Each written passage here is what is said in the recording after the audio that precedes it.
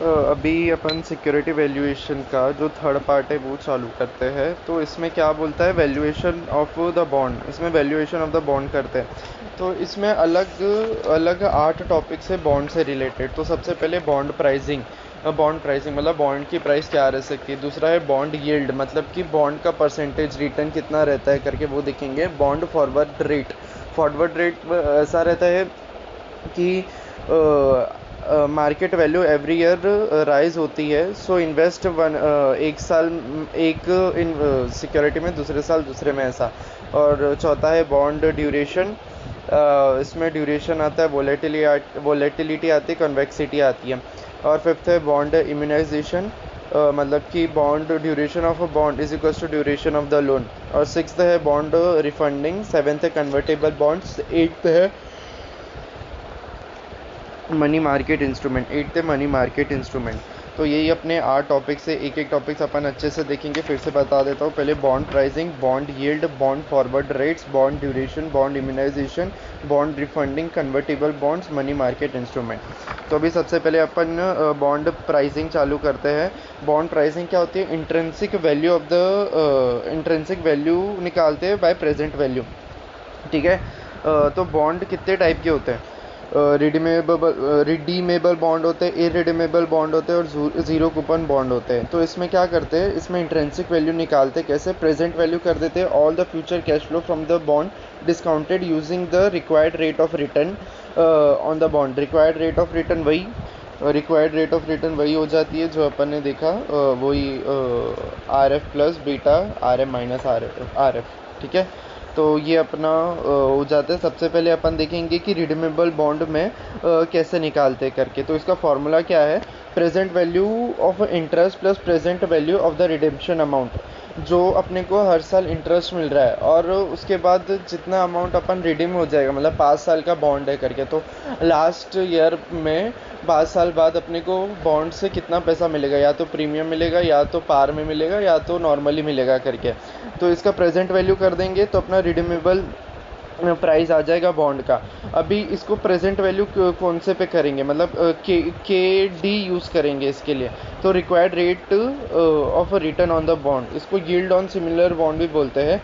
और एन मतलब कि रिडिम्पशन ईयर। तो इसका फॉर्मूला क्या हो जाता है, interest 1 divided by 1 plus K D raise to N 1 plus interest 2 divide by 1 plus K D raise to 2। तो ऐसे ही करते करते लास्ट वाला redeemable amount divided by 1 plus K D raise to N.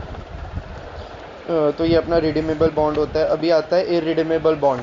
अभी इरिडीमेबल बॉन्ड में ऐसा कुछ फिक्स नहीं कि लास्ट ईयर में अपने को मतलब कि बॉन्ड की प्राइस की वैल्यू मिल जाएगी करके। रिडीमेबल में था कि 5 साल बाद या 6 साल बाद या 10 साल बाद बॉन्ड अपने का मैच्योर हो जाएगा और बॉन्ड की अमाउंट अपने को मिल जाएगी, जैसे एफडी होती है करके। लेकिन इरिडीमेबल बॉन्ड में ऐसा नहीं होता। तो इसका फॉर्मूला क्या होता है, बहुत ईजी है, इंटरेस्ट डिवाइड बाय के डी। इंटरेस्ट डिवाइड बाय के डी, ना कुछ प्रेजेंट वैल्यू करना है ना कुछ करना है, बस अपने को इंटरेस्ट लेना है। इंटरेस्ट डिवाइडेड बाय के डी करेंगे तो अपने आप अपनी बॉन्ड की वैल्यू आ जाएगी, वैल्यू। ठीक है। तो ये अपना इरिडीमेबल बॉन्ड भी होता है। अभी अपन ज़ीरो कूपन बॉन्ड देखते हैं।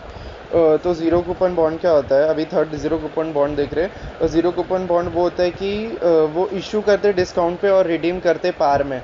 तो मतलब ये एक तरह से रिडीमेबल बॉन्ड है, बस इसमें इंटरेस्ट जो है वो ज़ीरो रहता है करके। तो इसका कैसा वैल्यू निकालेंगे, value of zero coupon bond का कैसे आएगा, इसको प्रेजेंट वैल्यू कर देंगे। अगर इंटरेस्ट रहता, अगर रिडीमेबल था तो अगर इंटरेस्ट को अपन प्रेजेंट वैल्यू कर रहे थे, लेकिन इंटरेस्ट है नहीं तो इंटरेस्ट का तो हो नहीं सकता। बचा जो तेरा रिडिम्पशन अमाउंट है उसको अपन प्रेजेंट वैल्यू लाएंगे, कितने भी ईयर का भी हो। जैसे कि जो रिडिम्पशन अमाउंट तेरी वो पता है कि फेस वैल्यू पे ही होएगी, तो face value divided by 1 plus K D raise to N. ठीक है। Face value divide by 1 plus K D raise to N. तो ये ऐसे ही हो गया, present value of the redemption amount zero coupon bond, ये तेरी वैल्यू आ जाएगी करके। तो ये अपन ने तीनों देख लिया कि तीनों की वैल्यू कैसे आएगी, रिडीमेबल, इररिडीमेबल और जीरो कूपन बॉन्ड। अभी नोट्स देखते हैं। नोट में पहले ऐसा बोला है कि अगर फेस वैल्यू बॉन्ड की दी नहीं है तो अज्यूम करेंगे कि ₹100 होती है। अगर जो रिडेम्पशन अमाउंट नहीं दिया है तो ऑलवेज अज्यूम करेंगे कि वो पार पे रिडीम्ड हो रहा है, दैट इज़ फेस वैल्यू पे रिडीम हो रहा है। और इंटरेस्ट जो अपन कैलकुलेट करेंगे बॉन्ड पे, वो हमेशा फेस वैल्यू पे करेंगे। मतलब कि इंटरेस्ट को अपन कूपन भी बोलते हैं इसमें। और अभी रिडम्पशन पीरियड मीन्स कि मैच्योरिटी टाइम कितना होता है, पीरियड ऑफ बॉन्ड कितना होता है। और अभी एक और पॉइंट इसमें पता है कि अगर यील्ड दी है, अभी कैसा अपन ने सब ये अज्यूम करके चल रहे थे कि जो इसमें आर है, जो के ई या जो के वाला कॉस्ट आता है करके, वो सेम है करके। लेकिन अभी ऐसा हो सकता है हर साल कॉस्ट अलग, जो तेरा यील्ड है, यील्ड वो हमेशा अलग अलग दी रहेगी। तो हमेशा अलग अलग पे मतलब कि फर्स्ट ईयर तेरी ये परसेंटेज है, सेकेंड ईयर तेरी ये यील्ड है, थर्ड ईयर तेरी वो यील्ड है। तो थर्ड ईयर वो यील्ड के हिसाब से प्रेजेंट वैल्यू फैक्टर निकाल के अपने को वैल्यू निकालना है करके। तो ये अपना नोट्स है करके। और आगे देखते हैं। अभी अपन क्या बोलते हैं, 5 नोट देख लिया, अभी 6 नोट है। 6 नोट क्या बोलता है कि एक्सपेक्टेड मार्केट प्राइस कैसे निकलेगी ऑफ द बॉन्ड। अगर पूछा है कि एक्सपेक्टेड मार्केट प्राइस बताओ तो बॉन्ड का, तो वो कैसे आएगी, इंट्रिंसिक वैल्यू जो अपन ने निकाली है V0 into beta of bond कर देंगे तो अपने एक्सपेक्टेड मार्केट प्राइस आ जाएगी। अभी 7th वाला पॉइंट है कि types of yield curve, 2 type के होते हैं, normal yield curve, inverted yield curve करके। जो नॉर्मल यील्ड कर्व है वो long term bonds and higher yield in comparison to short term bonds, मतलब कि it happens in a market where long term bonds are higher yield in comparison to the short term bonds. और inverted yield कब होता है कि market कि short term bonds higher yield दे रहे हैं as compared to long term bonds. ये ऐसा क्यों हो सकता है इफ़ और तो इसमें जो नॉर्मल यील्ड है वो कैसा ओ शेप में बन रहा है कि मतलब ओ करके, और जो इन्वर्टर यील्ड है वो सी शेप में बन रहा है करके, ठीक है। वो जो सी शेप में बनता है वो क्यों बनता है, market is in recession situation, ठीक है, कि मतलब रिसेशन चल रही है करके। तो ये टाइप ऑफ यील्ड अपन ने देख लिया 7th पॉइंट। अभी 8th पॉइंट है कि बताए कि अगर सेमी एनुअल इंटरेस्ट मिल रहा है कि मतलब साल में 2 बार तेरे को इंटरेस्ट मिल रहा है करके, कूपन ऑन बॉन्ड मिल रहा है, तो तू इंटरेस्ट रेट को भी तू हाफ कर देगा और जो तेरा डिस्काउंटिंग रेट है उसको भी हाफ कर देगा। जो तेरा क्या बोलते हैं, केई बोल सकता है, जो तेरा यील्ड बोल सकता है, नहीं यील्ड बोल सकता है, उसको तू हाफ कर देगा करके। और जो तेरा ईयर है उसको तू मल्टीप्लाई बाय 2 कर देगा, ठीक है, अगर सेमी है करके। तो यही अपना 8 पॉइंट हो गया। तो अपना बॉन्ड प्राइसिंग पूरा हो गया, जिसमें अपन ने रिडीमेबल बॉन्ड देखा, इरिडीमेबल बॉन्ड देखा, जीरो कूपन बॉन्ड देखा। एक बार जीरो कूपन बॉन्ड का एक बार फिर से, क्योंकि उसका ही हमेशा भूल जाता हूँ। इंटरेस्ट मिलेगा नहीं, लास्ट अमाउंट मिलेगा। लास्ट अमाउंट मिलेगा तो अपन जो रिडीम्पशन वैल्यू है उसको डिवाइड कर देंगे 1 + KD⁻n। तो ये अपना बॉन्ड वाला भी हो गया। अपन ने 8 नोट्स थे, 8 नोट्स देख लिए। अभी अपन डिस्कस करेंगे बॉन्ड यील्ड। तो बॉन्ड यील्ड क्या होता है कि जो इन्वेस्टर को रिटर्न मिलता है on the market price in a bond, उसको अपन बॉन्ड यील्ड बोलते हैं, कि इन्वेस्टर का जो रिटर्न होता है ऑन इन्वेस्टिंग इन बॉन्ड। तो 2 टाइप के बॉन्ड यील्ड देते हैं, एक तो करंट यील्ड होता है और एक YTM होता है, जिसको यील्ड टू मैच्योरिटी बोलता है। क्योंकि करंट यील्ड क्या होता है कि इसमें रिडम्पशन अमाउंट को अपन नहीं लेते करके, कि जो considered only interest payment received on the bond. और यील्ड टू मैच्योरिटी में इंटरेस्ट भी लेते हैं और इंटरेस्ट जो अपने को मिलने वाला है टोटल, मतलब total payment received on a bond till maturity including the रिडीम्पशन amount, ठीक है। तो इसमें भी अपन ने देखा था कि 3 टाइप के बॉन्ड होते हैं, रिडीमेबल बॉन्ड, इरिडीमेबल बॉन्ड और जीरो कूपन बॉन्ड। तो सबसे पहले अपन रिडीमेबल बॉन्ड के करंट यील्ड और YTM दोनों देखेंगे। तो करंट यील्ड कैसे आएगा, जैसे कि इसमें रिडीम्पशन अमाउंट है नहीं, तो अपन interest divided by current market price of the bond into 100 करेंगे तो अपनी यील्ड आ जाएगी करके। ऑब्वियसली जो मार्केट प्राइस है अभी तू इन्वेस्ट कर रहा है वो तेरा डिनोमिनेटर में आएगा करके, और जो तेरे को इंटरेस्ट मिलने वाला है वो तेरा न्यूमरेटर में आएगा, इंटू 100 कर देगा तो तेरा रिडीमेबल बॉन्ड का करंट यील्ड आ जाएगा। अगर YTM है, YTM को क्या करना है, rate at which present value of all the future cash flows from the bond is equal to the current market price of the bond. तो इसको अपन ट्रायल एंड एरर मेथड से ही सॉल्व होता है ये करके। तो ट्रायल एंड एरर मेथड एक एग्जांपल ले लेते कि बॉन्ड की फेस वैल्यू 1000 है, वो रिडीम कर रहा है 950 में, तो इसकी करंट यील्ड बताओ करके। तो क्वेश्चन में प्रेजेंट वैल्यू दो फैक्टर का दे के रखे, 12% और 13%। तो अपन इसका पीवीएफ फैक्टर 3 साल का दे के रखें, तो पहले 12% से पीवीएफ निकालेंगे और 13% से पीएफ निकालेंगे। पहले 3 साल इंटरेस्ट का करेंगे और जो 3 साल के एंड में जो रिडीम्पशन वैल्यू रहेगी उसका करेंगे। तो फिर जो 12% और 13% है, इनका इंटरपोलेशन के हिसाब से अपन यील्ड निकाल लेंगे जो 12 और 13% के बीच में आएगी, तो उसको YTM बोलेंगे करके। तो रिडीमेबल बॉन्ड अपना करंट यील्ड नॉर्मल इंटरेस्ट से आता है, जिसमें रिडेम्पशन अमाउंट नहीं लेते, और जो YTM है इसमें इंटरेस्ट भी लेते हैं, रिडेम्पशन अमाउंट भी लेते हैं, इन दोनों की प्रेजेंट वैल्यू लेते हैं, जो कि तेरा इंटरपोलेशन मेथड से निकलता है करके। अभी दूसरा आता है इरिडीमेबल बॉन्ड। इरिडीमेबल बॉन्ड में ओनली अपने को इंटरेस्ट पेमेंट मिलती है करके, और वो रिडीम नहीं होती है। तो इसमें जो करंट यील्ड है और YTM है सेम ही रहेगा, क्योंकि करंट यील्ड में अपन ने डिस्कस किया था रिडीमेबल बॉन्ड में कि अपन रिडम्पशन प्राइस को इग्नोर करते हैं करके। तो इसमें तो रिडम्पशन प्राइस है ही नहीं करके, तो वही इसका फॉर्मूला रहेगा, interest divide by current market price of the bond into 100।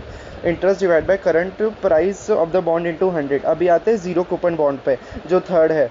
तो इसमें क्या होता है कि तो जीरो कूपन बॉन्ड में क्या होता है कि इंटरेस्ट तो मिलेगा नहीं, अगर इंटरेस्ट नहीं मिलेगा तो अपना करंट यील्ड तो आएगा नहीं, तो बच्चा YTM।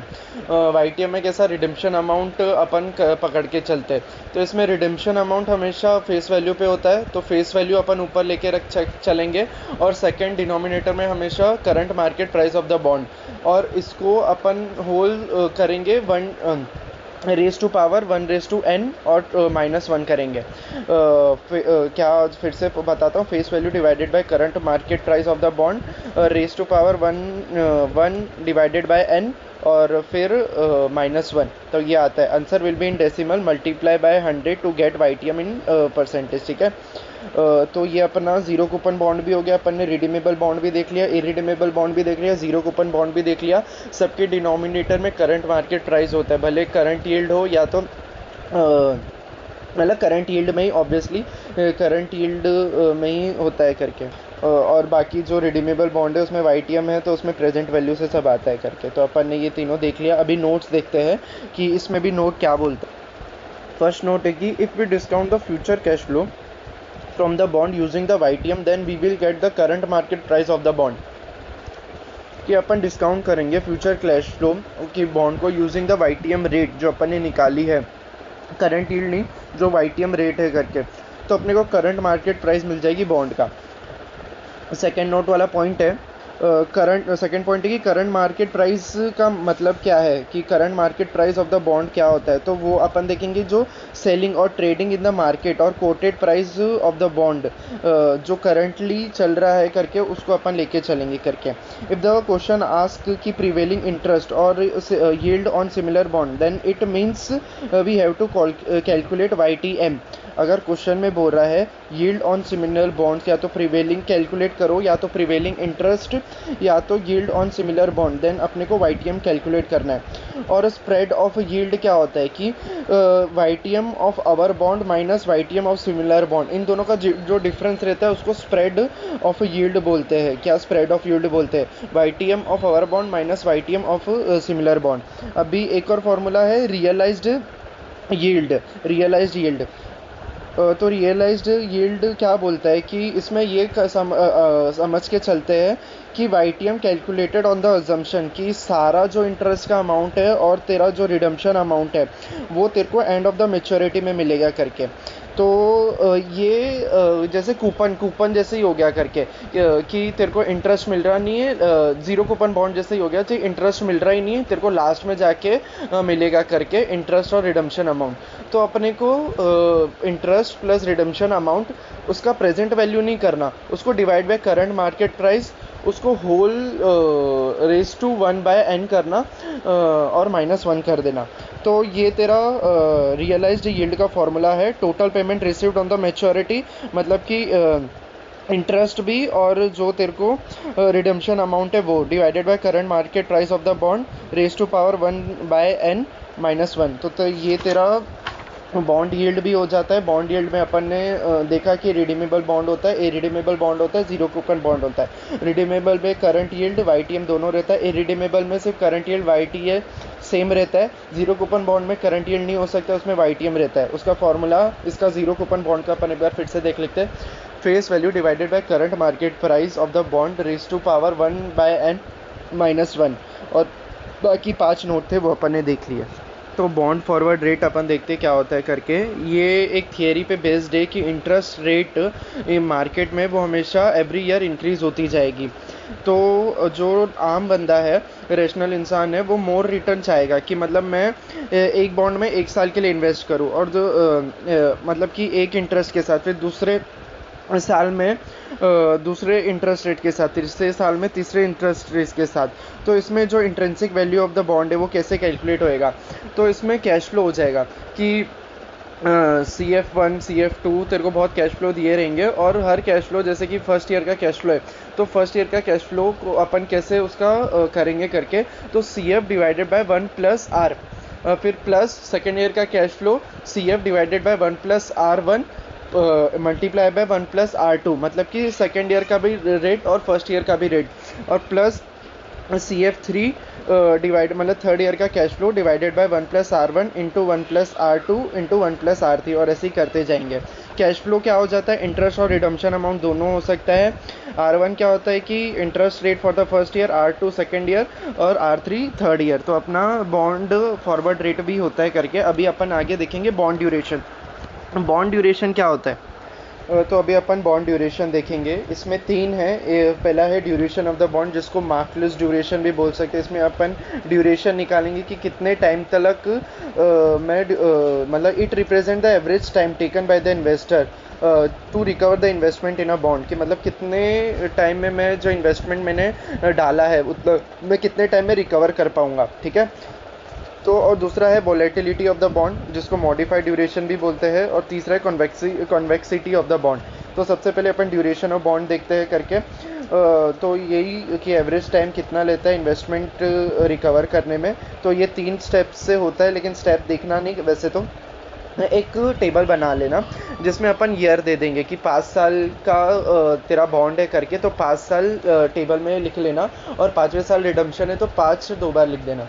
और कैश फ्लो तेरा हर एक साल का लिख देना कि ये कैश फ्लो है, लास्ट में रिडम्पशन अमाउंट है तो 5th ईयर में वो लिख देना।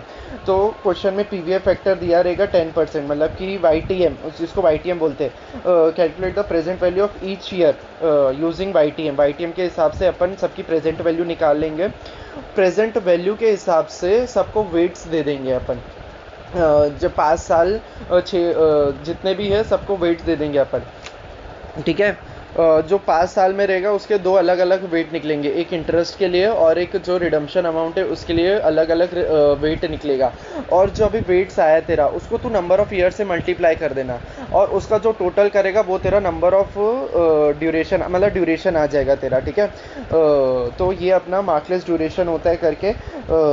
और जो बॉन्ड जिसका लोअर ड्यूरेशन है वो बेनिफिशियल होता है कि मतलब इतने टाइम में हमारी इन्वेस्टमेंट वैल्यू निकल जाएगी। अभी दूसरा अपन वोलेटिलिटी ऑफ बॉन्ड करते हैं, जिसको मॉडिफाइड ड्यूरेशन भी बोलते हैं।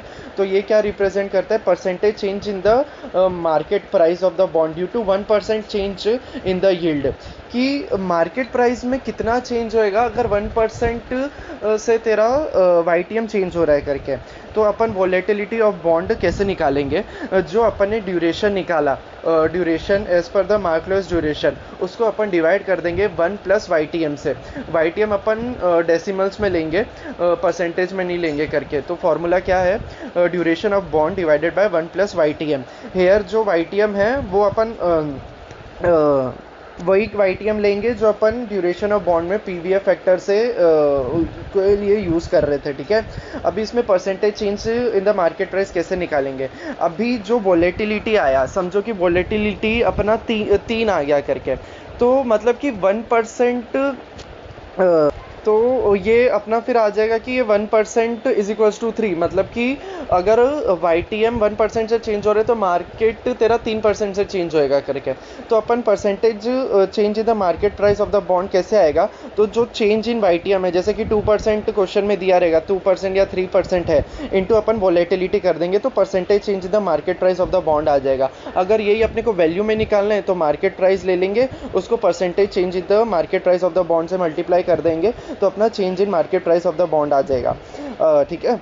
तो ऐसा है कि अगर YTM इंक्रीज हो रहा है तो मार्केट प्राइस तेरा डिक्रीज होएगा। इनका इन्वर्स रिलेशनशिप है, vice versa. YTM increases, market price will decrease. तो अपना वोलेटिलिटी ऑफ बॉन्ड भी हो गया। अभी अपन देखते हैं कॉन्वेक्सिटी ऑफ द बॉन्ड। अभी अपन देखते हैं कॉन्वेक्सिटी ऑफ द बॉन्ड। तो कॉन्वेक्सिटी ऑफ बॉन्ड क्या होता है कि जो अपन वॉलेटिलिटी निकाल रहे थे कि वॉलेटिलिटी ऑफ बॉन्ड है वो एग्जैक्ट नहीं होता। तो ये अपन इसके लिए अपने को कॉन्वेक्सिटी ऑफ बॉन्ड निकालना पड़ता है। तो volatility does not provide accurate change in the market price of bond resulting from the change in YTM। So new concept है convexity. It is an adjustment to the percentage change. जो अपन percentage change निकाल रहे थे in market price of the bond calculated using the volatility. तो इसका formula क्या है, ये भी परसेंटेज में निकलता है। कॉन्वेक्सिटी ऑफ बॉन्ड परसेंटेज में निकलता है। कैसे निकलता है, C into change in YTM in decibel उसका square into 100, C into change in YTM in decimal उसका स्क्वायर। तो C का फॉर्मूला इधर, C का फॉर्मूला क्या है, V प्लस को प्लस करेंगे V माइनस के, ठीक है, और -2V0 divided by 2 into V0 into जो change in YTM in decimal है, जिसको ट्रायंगल Y करेंगे उसका स्क्वायर कर देंगे। ठीक है। तो अपन देखते हैं कि ये फॉर्मूला बोलना क्या चाहता है। V प्लस क्या होता है, जैसे कि क्वेश्चन में यील्ड देके रखा था 10%, तो V प्लस और V प्लस भी बताएंगे कि यील्ड तेरा 2% बढ़ा या 2% कम हुआ। अगर 2% बढ़ा तो वो तेरा V प्लस हो जाएगा। तो V प्लस कितना हो जाएगा, 12%। V माइनस वैसे ही अपना 8% हो जाएगा। और V0 क्या आएगा, V0 वही अपना intrinsic value of the bond जो अपन क्वेश्चन में प्रेजेंट जो यील्ड दी थी उसके बेसिस पे जो अपना प्रेजेंट वैल्यू आया था वो, और जो change in YTM in decimal वो भी है करके। तो फिर से एक बार फॉर्मूला बोलता हूँ, C is equals to V plus, इसको प्लस करेंगे V माइनस से, माइनस करेंगे 2 into V0 divided by 2 into V0 into जो चेंज इन Y है इन डेसिमल्स उसको स्क्वायर, इसका स्क्वायर। ठीक है। अब जो परसेंटेज चेंज इन तो अभी जो कन्वेक्सिटी ऑफ बॉन्ड का अपन क्या करेंगे करके, जो अपना कन्वेक्सिटी ऑफ बॉन्ड आया तो अपन वॉलेटिलिटी में देख रहे थे percentage change in the market price of the bond. तो अगर उसमें YTM डिक्रीज हो रहा है करके तो percentage change in the market price of the bond, उसमें अपन कॉन्वेक्सिटी ऑफ बॉन्ड ऐड कर देंगे कि मतलब YTM डिक्रीज हो रहा है तो कॉन्वेक्सिटी ऑफ बॉन्ड प्लस कर देंगे। अगर YTM इंक्रीज हो रहा है तो कॉन्वेक्सिटी ऑफ बॉन्ड माइनस कर देंगे, किसमें से, percentage change in the market price of the bond using the volatility. तो ये अपना बॉन्ड ड्यूरेशन भी हो जाता है। अभी अपन देखेंगे बॉन्ड इम्यूनाइजेशन क्या होता है। तो बॉन्ड इम्यूनाइजेशन क्या होता है, बॉन्ड इम्यूनाइजेशन ऐसा होता है कि अपने पास फ्यूचर में एक लाइबिलिटी है जो अपने को पे करनी है, तो अपने को ऐसा करना पड़ेगा, ऐसे बॉन्ड में इन्वेस्ट करना पड़ेगा कि मतलब जो फ्यूचर में लाइबिलिटी है उतनी मेरी उस टाइम पे मेरे को उतने पैसे आ जाए करके। तो इसमें क्या करना पड़ेगा, अपने को एटलीस्ट 2 बॉन्ड में इन्वेस्ट करना पड़ेगा। तो क्वेश्चन में ड्यूरेशन दिया रहेगा कि ये ड्यूरेशन बाद अपनी इतनी लाइबिलिटी मतलब लाइबिलिटी का ड्यूरेशन 2 साल है करके। तो इसमें ऐसा duration of bond of portfolio is equals to duration of liability, मतलब कि दो एटलीस्ट बॉन्ड में अपने को इन्वेस्ट करना है, वो अपन प्रोपोर्शनेटली इसमें वही निकालने की कितना करे अपन प्रोपोर्शनेटली इन्वेस्ट। तो जो वेट आता है वो वेट अपने को निकालना पड़ता है। तो duration of bond portfolio is equals to duration of liability. Duration of liability वो क्वेश्चन में गिवन रहेगा, और जो ड्यूरेशन ऑफ पोर्टफोलियो है मतलब कि 2 बॉन्ड है, तो एक अपन जो इससे पहले अपन बॉन्ड ड्यूरेशन में कैसे अपन ने वेट देके जो ड्यूरेशन निकाल ली थी वैसे निकालना है दोनों सिक्योरिटी का। और जो वेट से वेट कैसा रहता है, weight A plus weight B is equals to 1 रहता है करके। तो एक वेट को अपन ऐसा फॉर्मूला में डाल के रिप्लेस कर देंगे तो अपना वेट अपने आप आ जाएगा करके। ठीक है। अगर 3 सिक्योरिटी है तो 3 का कैसे होएगा, weight A plus weight B plus weight C is equals to 1 करके। ठीक है। तो अपना बॉन्ड इम्यूनाइजेशन ऐसे आ जाएगा कि मतलब इसमें बॉन्ड इम्यूनाइजेशन में अपने को वेट्स निकालने हैं, बस ये सिंपल सी बात है। और फॉर्मूला है duration of bond portfolio is equals to duration of liability. इसमें अपन नोट्स देख लेते हैं, नोट्स में क्या बोला है, इफ़ इन फ्यूचर की ड्यूरेशन ऑफ बॉन्ड चेंज हो जाएगा तो अपने को रिवाइज्ड वेट कैलकुलेट करना पड़ेगा ईच बॉन्ड के लिए, ठीक है। तो ये अपना नोट से करके तो बॉन्ड इम्यूनाइजेशन भी हो जाता है। अभी अपने को बॉन्ड रिफंडिंग करना है कि बॉन्ड रिफंडिंग का कैसा प्रोसेस है। तो अभी अपन देखते हैं बॉन्ड रिफंडिंग क्या है करके। बॉन्ड रिफंडिंग ऐसा क्यों करते कि बॉन्ड को रिफंड क्यों कर देते हैं। ऐसा होता है कि मार्केट में इंटरेस्ट गिर रही है और जो अपन तुम लोग जो एग्जिस्टिंग बॉन्ड है उन लोग को इंटरेस्ट ज़्यादा दे रहे हो, जैसे मार्केट में 10% चल रही है लेकिन तुम लोग 12% दे रहे हो करके, तो क्या कर सकते हो तुम लोग जो एग्जिस्टिंग बॉन्ड है उसको रिफंड कर सकते हो और न्यू बॉन्ड कम रेट में इशू कर सकते हो।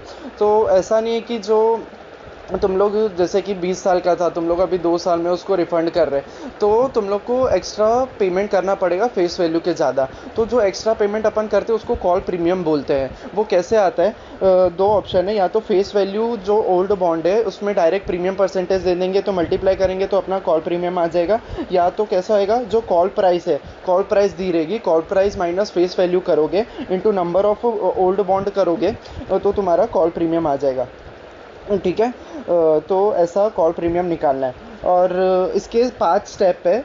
तो पहले स्टेप 1 में क्या करना पड़ता है, स्टेप 1 में अपने को देखना पड़ता है कि कैश फ्लो क्या हो रहा है, इनिशियल कैश फ्लो क्या होता है तुम्हारा। स्टेप 2 में कि एनुअल कैश फ्लो क्या हो रहा था ओल्ड बॉन्ड का, एनुअल कॉस्ट क्या आ रही थी ओल्ड बॉन्ड की। स्टेप 3 की एनुअल कॉस्ट क्या आएगी न्यू बॉन्ड की।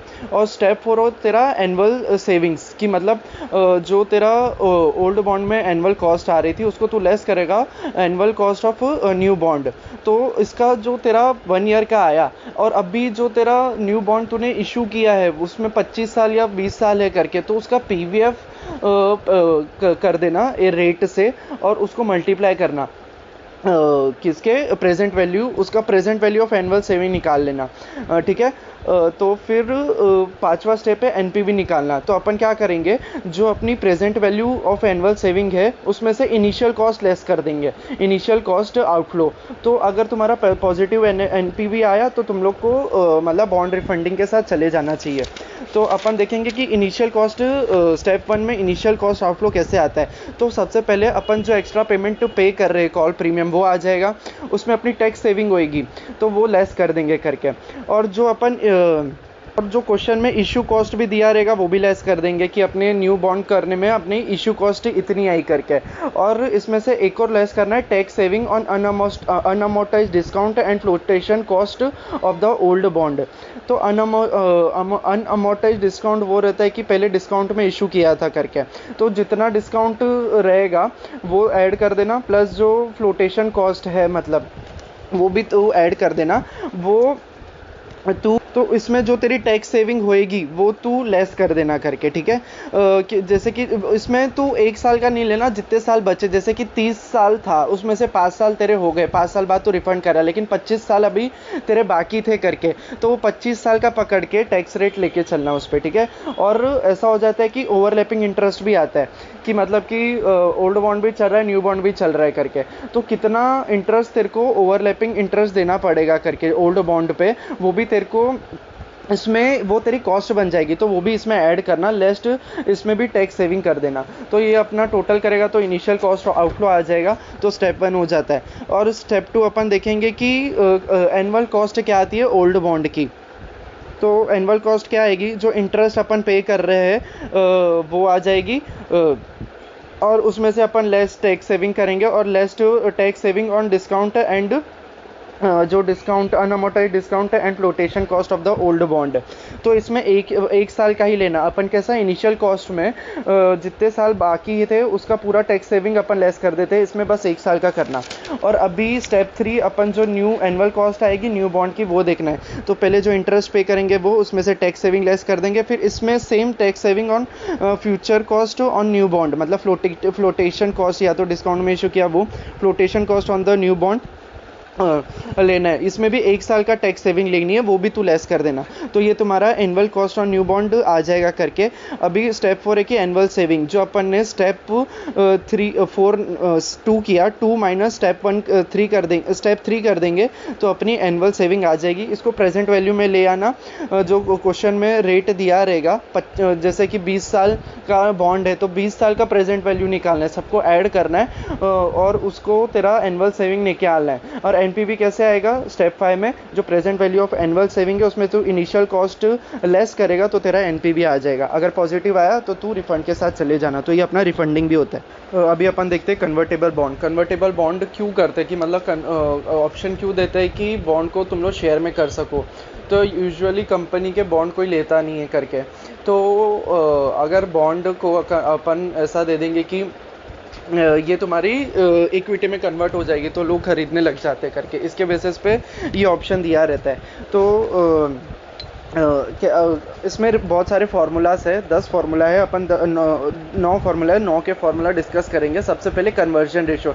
कन्वर्जन रेशो क्या रहता है, जैसे कि एक बॉन्ड है, अगर एक बॉन्ड को तो अभी मार्केट में बेचने जाएगा तो तेरे को तो कितने कन्वर्ट कर पाएगा, जैसे कि 4 पकड़ के चलते हैं कि 4 तेरे को शेयर मिल जाएंगे करके।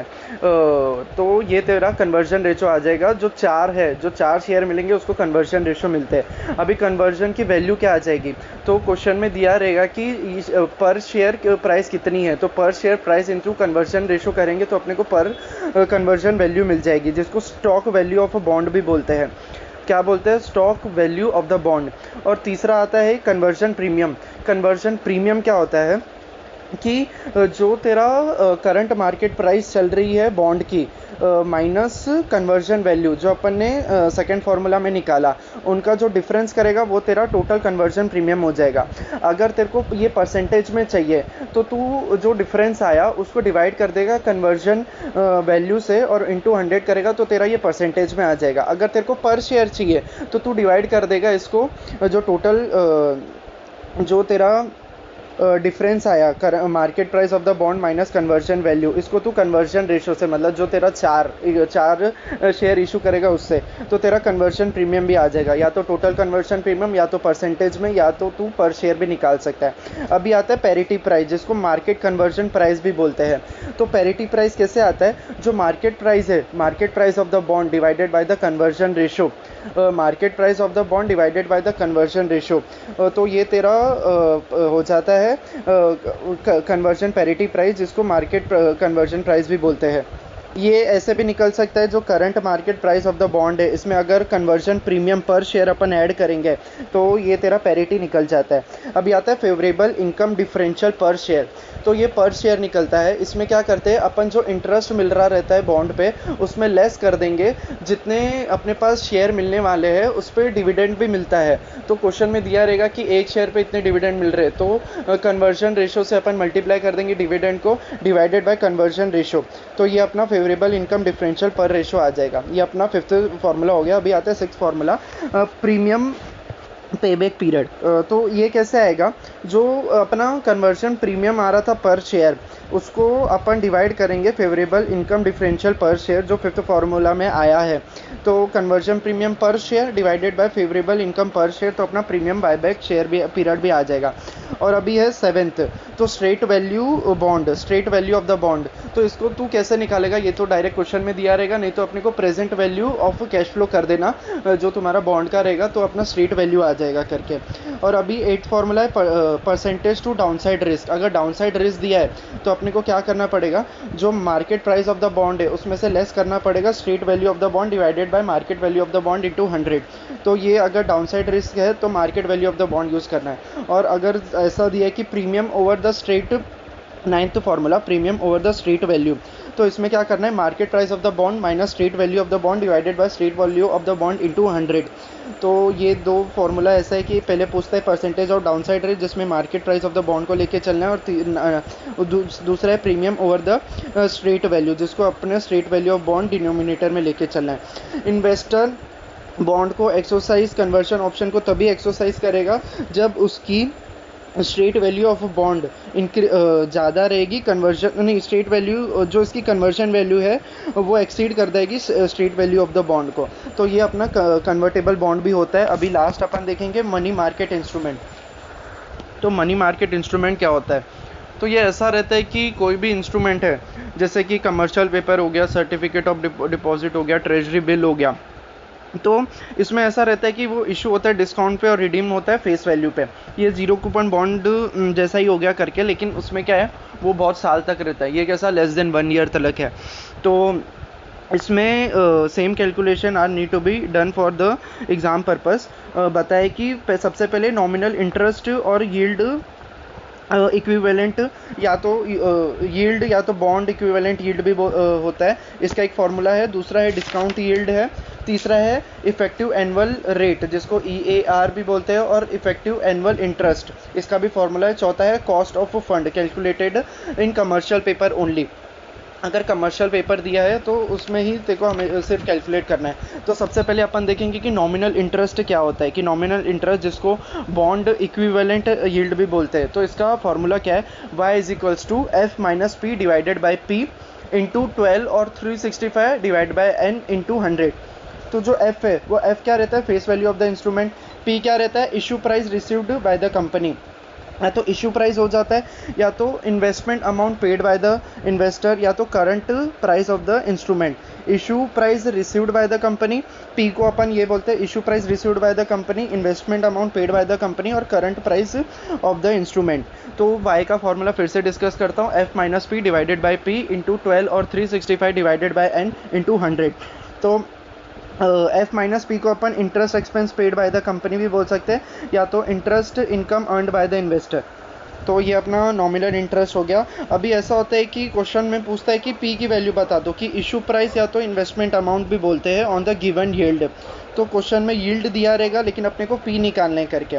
तो ऊपर जो फॉर्मूला है उसमें से भी निकाल सकते हैं, लेकिन उसमें दो पी है तो कन्फ्यूजन होता है। तो इसमें क्या है, क्या करना है, पी इज इक्वल्स टू जो फेस वैल्यू है, face value divided by 1 plus Y into जो ऊपर 365 और 12 डिवाइडेड बाय एन करते हैं उसको रिवर्स कर देंगे। तो क्या करेंगे, 1 plus Y into N divide by 12 और 365, एन डिवाइडेड बाय 12 और 365। इसमें जो यील्ड है वो अपने को डेसिमल में लेना है करके, ठीक है।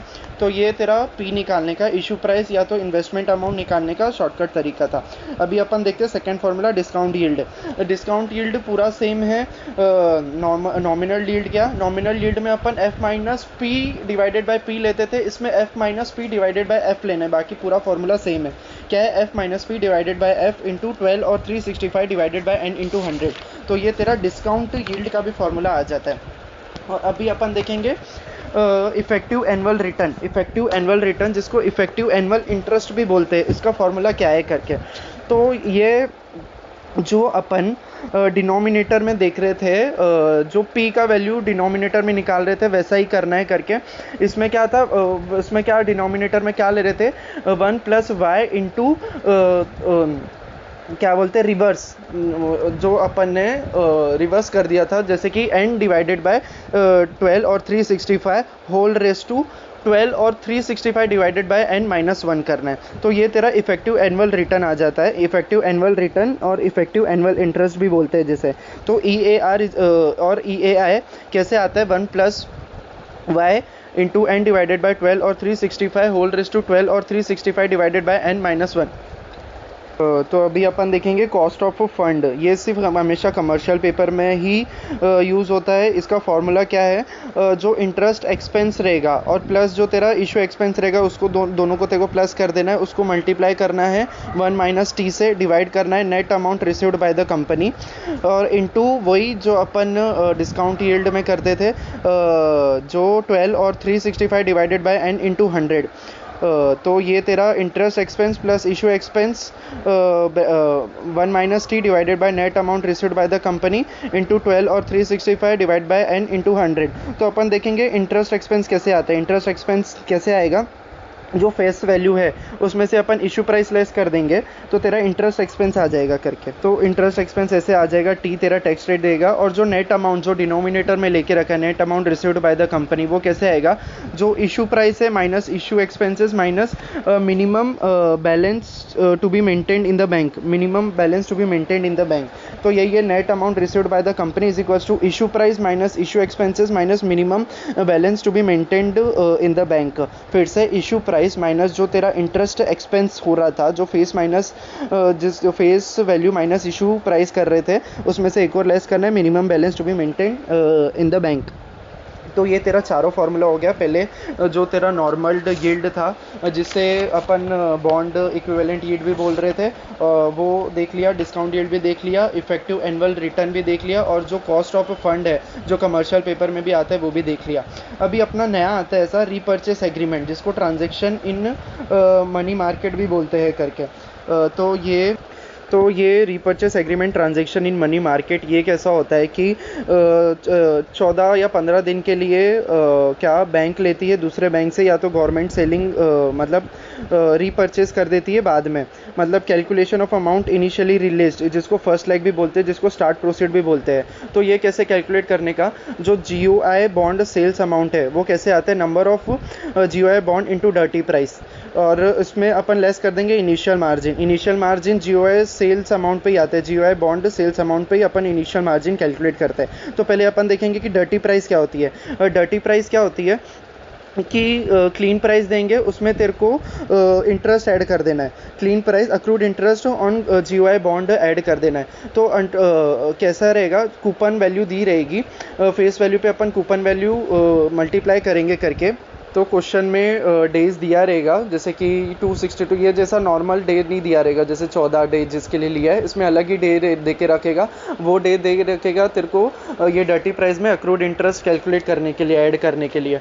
तो इसमें तो अक्रूड इंटरेस्ट ऐड कर देगा तो तेरा डर्टी प्राइस आ जाएगा। अभी तेरा स्टार्ट प्रोसीड में जो GOI सेल्स अमाउंट है वो तेरा आ जाएगा कैसे, जो अमाउंट है उसको फेस वैल्यू से डिवाइड कर देना और मल्टीप्लाई कर देना डर्टी प्राइस से, इनिशियल मार्जिन लेस कर देना, तो ये तेरा स्टार्टिंग सेल प्रोसीड्स आ जाएगा। अभी रीपेमेंट क्या करेगा, जो तूने बॉन्ड लेके रखा था उसको तू रीपेमेंट कर देगा, plus repo interest start proceeds पे ही कैलकुलेट करेगा, वो तेरा 14 दिन या मतलब छोटे दिन के लिए देगा, उसके लिए तेरे को अलग इंटरेस्ट दे के रखेगा क्वेश्चन में। तो ये तेरा purchase agreement transaction in repo rate भी हो गया करके।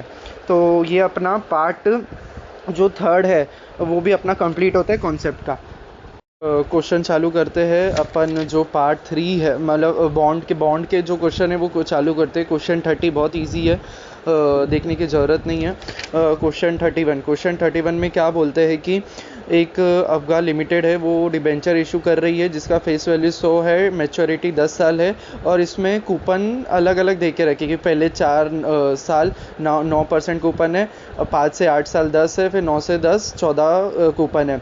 तो इसमें ऐसा बोला कि जो करंट मार्केट रेट है डिबेंचर का वो 15% पर एनम है, मार्केट रेट जो, और जो कंपनी प्रपोज कर रही है उसका 16% यील्ड है। तो अपने को जो कंपनी प्रपोज कर रही है वही लेना है 16%, वो उस हिसाब से अपने को जो अपने कैश फ्लो आएंगे उसको, तो जो अपने कूपन आएंगे, कूपन से जो अपने को इंटरेस्ट मिलेगा वो पूरे 10 साल ले लेने, और 10 साल के एंड में कंपनी ने बोला है वो रिडीम कर लेंगे कितने 5% up of the maturity price, तो मतलब डिटरमाइन, और इसमें बोला है कि determine the issue price of the debenture, मतलब इंट्रिंसिक वैल्यू निकालनी है डिबेंचर की। तो बस PVF फैक्टर से अपन PVIF फैक्टर से अपन PV वैल्यू निकाल देंगे, PV वैल्यू का जो टोटल रहेगा वो इंट्रिंसिक वैल्यू रहेगा। तो क्वेश्चन 31 इतना ही है। क्वेश्चन 32, तो क्वेश्चन 32 में क्या बोला है कि पेट फेड एक है जिसका बॉन्ड है, जिसकी फेस वैल्यू है 10,000 पाउंड, जिसका कूपन है 10%, मैच्योरिटी 6 साल है। स्पेशल फीचर क्या है, कंपनी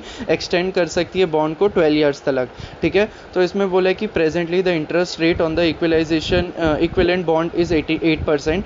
इफ़ एन इन्वेस्ट, तो इसमें फर्स्ट पार्ट बोला है कि if an investor expect that interest will be 8%, तो 6 ईयर फ्रॉम नाउ, तो how much he should pay for this bond now, कि मतलब अभी वो कितना पे करेगा वो बॉन्ड के लेके। तो ऑब्वियसली अपने को इंट्रिंसिक वैल्यू निकालनी है बॉन्ड की, तो वो कैसे आएगी, रेट दे के रखा है 8%, अपने को इंटरेस्ट कूपन भी दे के रखा है, और रिडिम्पशन अमाउंट भी दे के रखा है कि रिडेम्पशन अमाउंट कुछ नहीं बोला है, तो अपने को यही लेके चलना है कि पार पे ही होगा करके। तो इसका प्रेजेंट वैल्यू करेगा तो तेरा ए पार्ट का आंसर आ जाएगा कि 6 साल में कितना होएगा। फिर अभी बोला है कि सेकंड पार्ट की now suppose on the basis of debt expectation if he invest in the bond but interest rate हो जाता है कि 12% हो जाता है, तो then what will be the potential loss and gain if the company extend the life of the bond for another 6 years.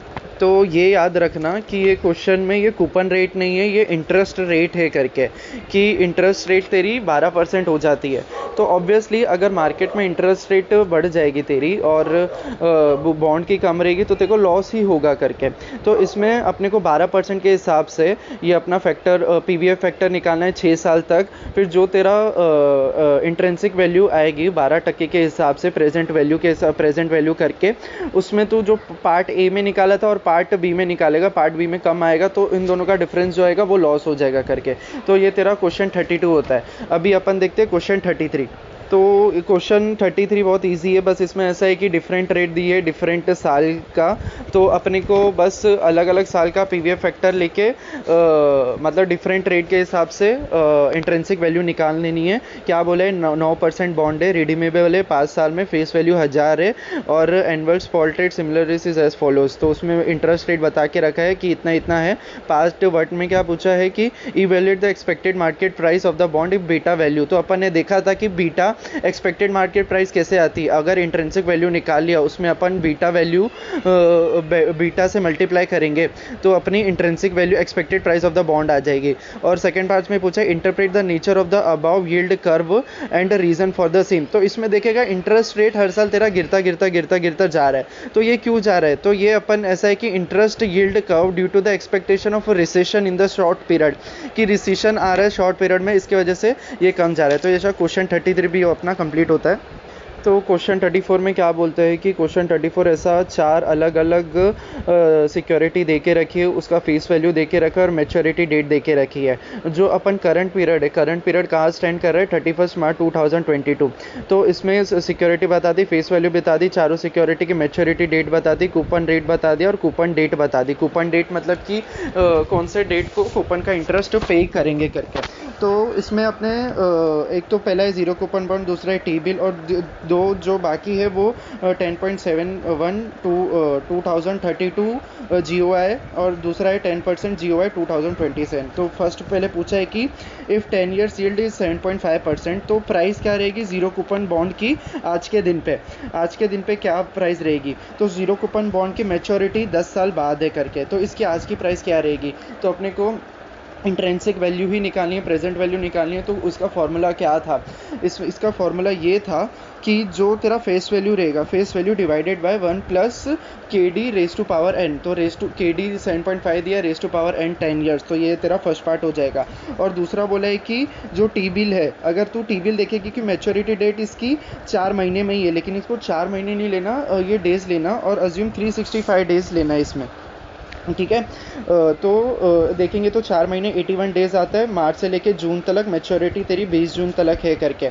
तो face value इसकी 1 लाख है और ये ट्रेड कर रहा है 98.50 पे, तो मैच्योरिटी पे तेरे को 1 लाख मिलने वाला है करके। तो क्या निकालेगा, इसकी यील्ड कैसे निकालेगा, एनुअलाइज यील्ड जो 1 लाख माइनस 9850 डिवाइडेड बाय 9850, तो ये तेरा परसेंटेज आ जाएगा 4 महीने का। अगर तू इसको डिवाइड बाय 81 इंटू 365 करेगा तो तेरा एनुअलाइज यील्ड आ जाएगा। अभी तीसरे में पूछा है कि इफ़ जो तीसरे में जो बॉन्ड है, एक और बॉन्ड है GOI बॉन्ड है, वो 10 साल का है, उसका कूपन रेट भी दे के रखा है, कूपन रेट इसका हर साल मिलते जा रहा है करके। और इसकी बस प्रेजेंट वैल्यू निकालनी है, यील्ड टू मैच्योरिटी दे दी है, जिससे अपना पीवीएफ फैक्टर से अपन प्रेजेंट वैल्यू निकाल लेंगे, ठीक है। लास्ट में रिडेम्पशन वैल्यू है वो भी निकाल लेंगे करके। अभी जो लास्ट है वो 5 साल का है, लेकिन उसका कूपन पेमेंट हमेशा तेरा कूपन पेमेंट 2 बार जा रहा है, एक मार्च में जा रहा है, सितंबर में जा रहा है। तो ये सेमी एनुअलाइज यील्ड हो गया। तो अपन ने मैं इसमें देखा था, जो अपन यील्ड टू मैच्योरिटी रहेंगे उसको हाफ कर देंगे, जो कूपन रेट है उसको भी हाफ कर देंगे, और जो पीरियड है उसको मल्टीप्लाई बाय 2 कर देंगे। बाकी पूरा सेम है क्वेश्चन 2 जैसा करके। और ये अपना क्वेश्चन 34 भी हो गया, और अपना जो bond intrinsic value of bond है वो पूरा हो गया करके। अभी अपन देखेंगे बॉन्ड यील्ड, मतलब ITM कैसे निकालेंगे इरिडीमेबल, रिडीमेबल और जीरो कूपन बॉन्ड का। तो सबसे पहले क्वेश्चन आता है बॉन्ड यील्ड में, क्वेश्चन 35। इसमें क्या देके रखा है, क्रेडिट रेटिंग दे के रखी है। जेड है वो एक बॉन्ड खरीद रहा है करके कि मिस्टर जो है decided to apply the following discount rate for valuing the bonds. तो क्रेडिट रेटिंग है AAA, AA और A। तो डिस्काउंट रेट उसका दे के रखा है कितना कितना क्या है करके। तो वो इन्वेस्ट करना चाहता है AA रेटेड बॉन्ड में, जिसकी फेस वैल्यू 1000 और जिसकी करंट मार्केट प्राइस है 1025.86, ठीक है। और ये 5 साल का है, और जिसका कूपन रेट है 15% पर एनम, और इसका साल ईयर एंड पे इसका इंटरेस्ट पेमेंट मिलता है, और 5 साल बाद ये रिडीम हो जाएगा पार में। तो ये रिडीमेबल बॉन्ड है करके। और इसमें बोल के रखा है कि टी बिल की रेट 9% है। तो क्वेश्चन में देखेगा तो तेरे को इसमें यील्ड निकालनी है। तो यील्ड कैसे निकालेगा, तू क्वेश्चन देखेगा समझ जाएगा। तो वो निकाल देंगे। फर्स्ट वन में पूछा है कि इंट्रिंसिक वैल्यू बता दो। तो अपन पहले YTM निकालेंगे, YTM इजीली निकल जाएगा। वो YTM के हिसाब से प्रेजेंट वैल्यू कर देंगे, और प्रेजेंट वैल्यू करने के बाद तेरी इंट्रिंसिक वैल्यू आ जाएगी। और सेकंड में पूछा है Y2 यील्ड टू मैच्योरिटी बता दो। तो अपन ने देखा था अगर इरिडीमेबल बॉन्ड है उसमें YTM निकालेंगे तो वो इंटरपोलेशन से लगेगा, उसके लिए 2 रेट चाहिए रहेगा, 2 रेट का PVF चाहिए रहेगा। वो PVF के हिसाब से अपन इंटरेस्ट और रिडीमेबल वैल्यू को प्रेजेंट वैल्यू फैक्टर में लेके आएंगे, उसकी और वो बेसिस पे अपन इसकी Y2 यील्ड टू मैच्योरिटी निकालेंगे। तो क्वेश्चन 35 में यही है। क्वेश्चन 36 भी सेम ही है, वो करना नहीं है। क्वेश्चन 36 भी रिडीमेबल बॉन्ड वाला ही है, और क्वेश्चन 37 भी रिडीमेबल बॉन्ड वाला ही है जिसमें YTM लगेगा करके। तो क्वेश्चन 36 37 नहीं करते। क्वेश्चन 38 में क्या बोला है कि कंपनी ABC लिमिटेड है, वो इशू की है 10% डिसबेंचर जिसकी फेस वैल्यू 1000 है और मैच्योरिटी 10 साल है, और करंटली ट्रेडिंग बता के रखे 850 पर शेयर पे ट्रेड कर रहा है। इसमें एक इररिलेवेंट पॉइंट है, जो द बॉन्ड इज़ कन्वर्टेबल, जो बॉन्ड है वो कन्वर्टेबल है into 50 equity shares being quoted at ₹70 per share, and it is redeemable at par. ये पार पे रिडीम होएगा करके, ठीक है। तो इसमें यील्ड दे के रखी है इक्विवेलेंट कंपेयरिंग, मतलब कि दूसरी कंपनी की भी यील्ड दे के रखी है। तो अभी इसमें बोला है कि अपनी करंट कंपनी की यील्ड निकाल दो। अभी देखा जाए तो ये रिडीमेबल बॉन्ड है, तो रिडीमेबल बॉन्ड में अगर अपन YTM निकाल रहे हैं तो अपने को 2 रेट चाहिए रहेगी, 2 रेट का PVF फैक्टर निकाल के अपन एक YTM निकाल लेंगे। और इसमें स्प्रेड यील्ड पूछा है, तो स्प्रेड यील्ड कैसे आता है, जो अपने कंपनी का YTM आ जाएगा और जो दूसरी कंपनी का है, इन दोनों में जो डिफरेंस रहेगा वो अपनी स्प्रेड यील्ड आ जाएगी करके, ठीक है। तो पहले अपने को अपनी कंपनी का लेना है, उसके बाद दूसरी कंपनी का ये YTM लेस करना है, तब जाके अपनी स्प्रेड ऑफ यील्ड आ जाएगी करके। तो अपना क्वेश्चन 38 भी होता है। तो क्वेश्चन 39 में मार्केट प्राइस निकालनी है। उसमें सबसे पहले पता है कि 10% गवर्नमेंट सिक्योरिटी है, कोटेड है 110 में, जिसकी यील्ड है वो 1% से बढ़ेगी करके। तो इसमें ना नंबर ऑफ ईयर्स है ना कुछ है करके। तो इसमें अपन करंट यील्ड निकालेंगे करके YTM, क्योंकि YTM दिया नहीं है करके। तो YTM कैसे आएगी, YTM में अपन पहले ऊपर इंटरेस्ट लिखते हैं, interest divided by current market price into 100 करेंगे तो अपनी करंट YTM आ जाएगी। और न्यू YTM कैसे आएगी, 1% बोला है बढ़ के, तो प्लस 1% कर देंगे। और अभी मार्केट प्राइस निकालनी, मतलब कि इंट्रिंसिक वैल्यू निकालनी। इंट्रिंसिक वैल्यू कैसे आएगी,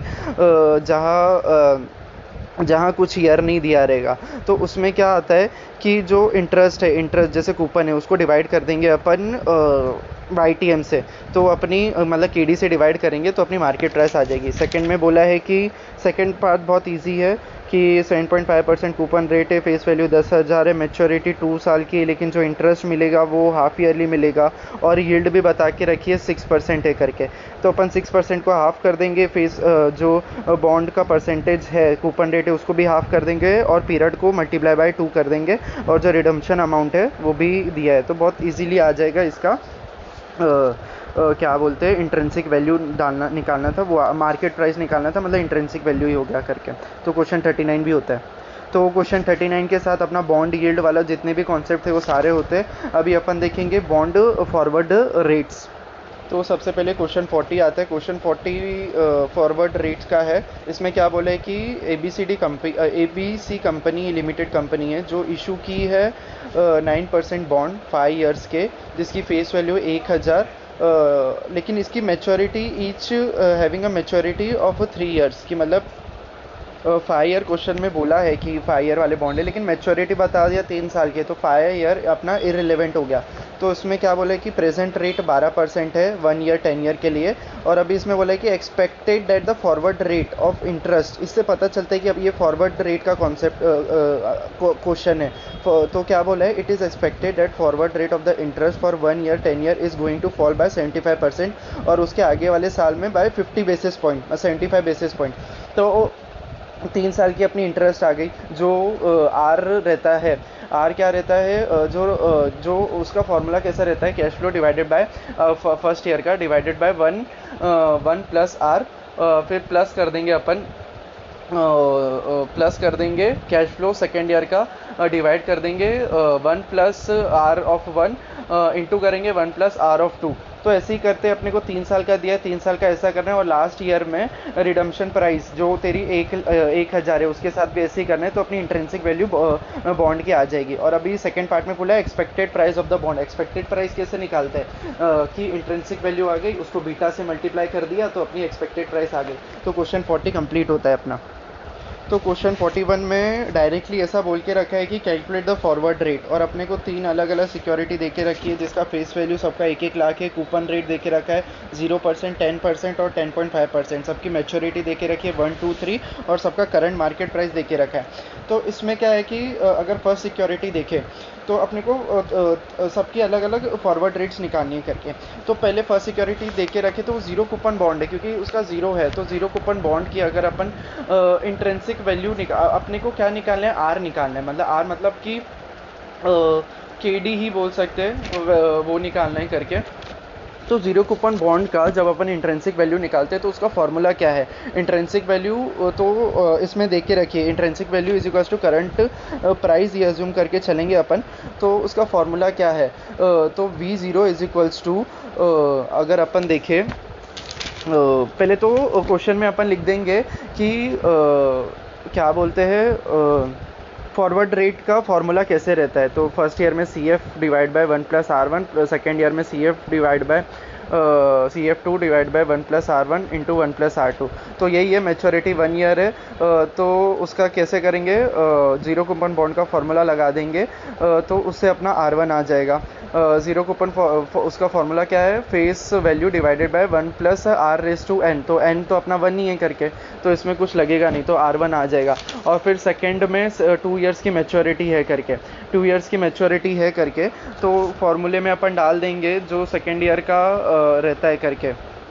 तो उस अगर ऐसे करते करते जो R1 अपने को पता चल गया, R2 अपने को मैच्योरिटी 2 ईयर्स वाले में पता चल जाएगी, और R3 अपने को मैच्योरिटी 3 ईयर्स वाले में पता चल जाएगी करके। तो अपना क्वेश्चन 41 सेम ऐसा ही है। तो अपना ये फॉरवर्ड रेट का क्वेश्चन 41 कंप्लीट होता है। अभी देखेंगे क्वेश्चन 42। तो क्वेश्चन 42 देखते हैं। क्वेश्चन 42 में क्या देखे रखा है कि एक जीरो कूपन बॉन्ड है, जीरो कूपन बॉन्ड है जिसकी फेस वैल्यू 1000 है। तो 3 अलग अलग देखे रखे हैं, एक है जो 1 साल की मैच्योरिटी, दूसरा है 2 साल की मैच्योरिटी, तीसरा है 30 साल की मैच्योरिटी, और इसकी यील्ड भी देखी रखी है अलग अलग। 1 ईयर की है तो 10%, 2 ईयर की 11%, और 3 ईयर की तो 12%। और इसमें बोला है कि calculate the forward rate, 1 year implied forward rate. तो अगर अपने को क्वेश्चन में यील्ड टू मैच्योरिटी दी है, और यील्ड टू मैच्योरिटी दी है और जीरो कूपन बॉन्ड का है, तो अपने को सबसे पहले करंट मार्केट प्राइस पता करनी है। तो करंट मार्केट प्राइस कैसे होती है, तो ये अपन तो जीरो कूपन इंट्रेंसिक वैल्यू निकालनी है, मतलब मार्केट प्राइस निकालनी है, तो उसका फॉर्मूला क्या है करके, तो face value divided by 1 + KD⁻n। तो 1 ईयर का वाला ऐसा निकल जाएगा, सेकेंड ईयर वाला भी 1 + KD⁻2 निकल जाएगा, और वैसे करके तीनों साल की तेरी मार्केट प्राइस आ जाएगी। अगर मार्केट प्राइस आ गई तो तेरे को फर्स्ट ईयर से अगर तू फॉरवर्ड रेट का फॉर्मूला लगाएगा तो तेरे को R1 मिल जाएगा, और सेकेंड ईयर में भी लगाएगा तो तेरे को R2 मिल जाएगा, और थर्ड ईयर का लगाएगा तो तेरे को R3 मिल जाएगा। ठीक है, तो ये जीरो कूपन बॉन्ड है करके, तो इसमें जो तेरी कैश फ्लो रहेगा वो 1000 ही रहेगा करके। ठीक है, तो ऐसे करके अपने R1, R2 और R3 आ जाएगा। और सेकंड पास में पूछा है कि एक्सपेक्टेड यील्ड टू मैच्योरिटी बताओ, YTM बताओ और प्राइसेस बताओ of 1 year and 2 year zero coupon bond at the end of first year. मतलब कि 3 साल का पीरियड था, उसमें से 1 साल ख़त्म हो गया, और 1 साल के एंड में अपने को बतानी है कि जो सेकेंड ईयर की मैच्योरिटी थी तो वो 1 साल की हो जाएगी, और जिसकी 3 साल की मैच्योरिटी थी वो 2 साल की हो जाएगी, अगर अपन फर्स्ट ईयर के एंड से देख रहे करके। तो इसमें अपने को YTM निकालना है और प्राइस बतानी करके। तो ये याद रखना, ये जीरो कूपन बॉन्ड है करके। तो सबसे पहले प्राइस कैसे रहेगी, तो प्राइस कैसे पता चलता है अपने को कि क्या बोलते हैं, face value divided by 1 + KD। तो KD अपन जो R2 निकाले थे वो ले लेंगे करके, तो इससे अपने को प्राइस मिल जाएगी। और YTM कैसे निकालेंगे, YTM का फॉर्मूला था कि जो अपनी फेस वैल्यू रहेगी divided by current market price जो अपन ने निकाली है करके, होल रेज टू 1/n-1। तो इसमें 1 साल का ही निकालना है तो 1/1 ही होएगा, n 1 ही हो जाएगा, तो इससे अपनी YTM भी आ जाएगी। अभी जो 2 ईयर्स की मैच्योरिटी है जो फर्स्ट ईयर के एंड में पता चल रही है अपने को, तो उसका कैसे निकालेंगे करके, तो प्राइस उसकी वैसे ही निकल जाएगी। मतलब कि इसमें वही कैश फ्लो वाला ही फार्मूला यूज़ करेंगे, फॉरवर्ड रेट वाला, कि 1000 divided by 1 + R1 into 1 + R2। तो वैसे R1 क्या बोलते हैं, R2 अपने ने निकाल लिया था और R3 भी अपन ने निकाल लिया था, तो वैसे डाल के, और करंट थर्ड ईयर की मार्केट प्राइस भी अपने को पता थी, तो वो बेसिस पे प्राइस क्या बोलते हैं, सॉरी ये गलत बोल दिया, मार्केट प्राइस पता थी, प्राइस तो अपने को खुद निकालनी करके, तो ऐसे प्राइस आ जाएगी। और YTM भी अपना जो है फॉर जीरो कूपन बॉन्ड का फॉर्मूला है, तो 1/2 हो जाएगा, क्योंकि n इसमें 2 ईयर्स है, तो और -1 हो जाएगा। तो फार्मूला क्या था, face value divided by current market price whole raise to 1/n-1। तो ये फार्मूला डाल के अपना फॉरवर्ड रेट वाला क्वेश्चन 42 भी कंप्लीट होता है। इससे अपने बॉन्ड फॉरवर्ड रेट वाले सारे क्वेश्चन कंप्लीट होते हैं। तो अभी अपन देखते हैं बॉन्ड ड्यूरेशन का सबसे पहले क्वेश्चन 43। तो बॉन्ड ड्यूरेशन में 43 में क्या बोला है कि एक सिक्योरिटी है, एक बॉन्ड है या क्या है, बॉन्ड ही है जिसकी फेस वैल्यू 1000 है, कूपन रेट 16% है, मैच्योरिटी 6 ईयर्स की है, और रिडम्पशन वैल्यू पार में हो रहा है, और यील्ड टू मैच्योरिटी 17% है, मतलब YTM भी 17% दे के रखा है करके।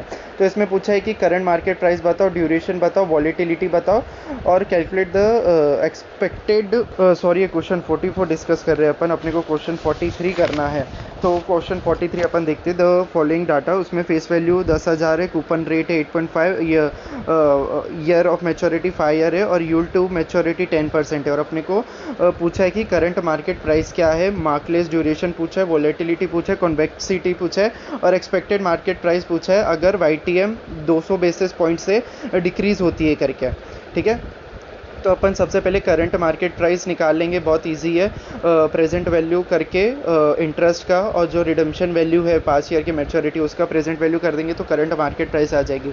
और मार्कलेस ड्यूरेशन कैसे निकालेंगे, तो अपन ने कॉन्सेप्ट में देखा था कि सब पहले तो कितने ईयर्स है उतने ईयर्स लिख लेंगे, 5 साल है, और 5 साल जो रिडम्पशन वैल्यू वो भी लिख देगा, उसको PVF फैक्टर से YTM से क्या बोलते हैं प्रेजेंट वैल्यू में लाएगा, फिर प्रेजेंट वैल्यू के वेट ले लेगा इंडिविजुअल, तेरा जो 5th ईयर का है, जो उसका मैच्योरिटी वाला रिडीमेबल वैल्यू है और जो इंटरेस्ट है, दोनों के वेट्स अलग अलग आएंगे, उसको तो वेट को ईयर से मल्टीप्लाई करेगा तो तेरे को मार्कलेस ड्यूरेशन मिल जाएगा। तो ड्यूरेशन मिल गया तो वोलेटिलिटी भी मिल जाएगी। वोलेटिलिटी का फॉर्मूला क्या है, जो अपने को ड्यूरेशन मिला, market duration divided by 1 + YTM। YTM अपने को 10% दे के रखा है, वो अपने को डेसिमल में लेना है, मतलब 1.1, तो कितना आ जाएगा, वोलेटिलिटी आ जाएगा। और तीसरा पूछा है कॉन्वेक्सिटी। कॉन्वेक्सिटी का भी फॉर्मूला देख के रखा था, उसका फॉर्मूला क्या था, V+ उसमें प्लस करेंगे वी माइनस, उसमें से माइनस करेंगे 2 इंटू वी ओ, मतलब कि जो अपने को करंट मार्केट मतलब इंट्रेंसिक वैल्यू जो मिली थी वो, और डिवाइडेड बाय करेंगे 2 इंटू वी ओ इंटू जो क्या बोलते हैं Y square, change in Y square, तो ये तेरा सी आया जाएगा। लेकिन जो कन्वेक्सिटी का फॉर्मूला क्या है, C into change in Y T M raised to 2, ये अपने को डेसिमल में लेना है करके इंटू 100, तो ये अपना कन्वेक्सिटी का फॉर्मूला है। तो अपन पहले सी वैल्यू निकालेंगे। सी वैल्यू कैसे निकालेंगे, जो अपने को वाई टी एम दिया है उसमें से वी प्लस कर देंगे 200 बेसिस पॉइंट से, तो मतलब 12% हो जाएगा, और लेस कर देंगे 8% हो जाएगा करके। तो इन दोनों का अपन पी वी एफ फैक्टर से निकालेंगे, तो अपने को सी वैल्यू आ जाएगी करके।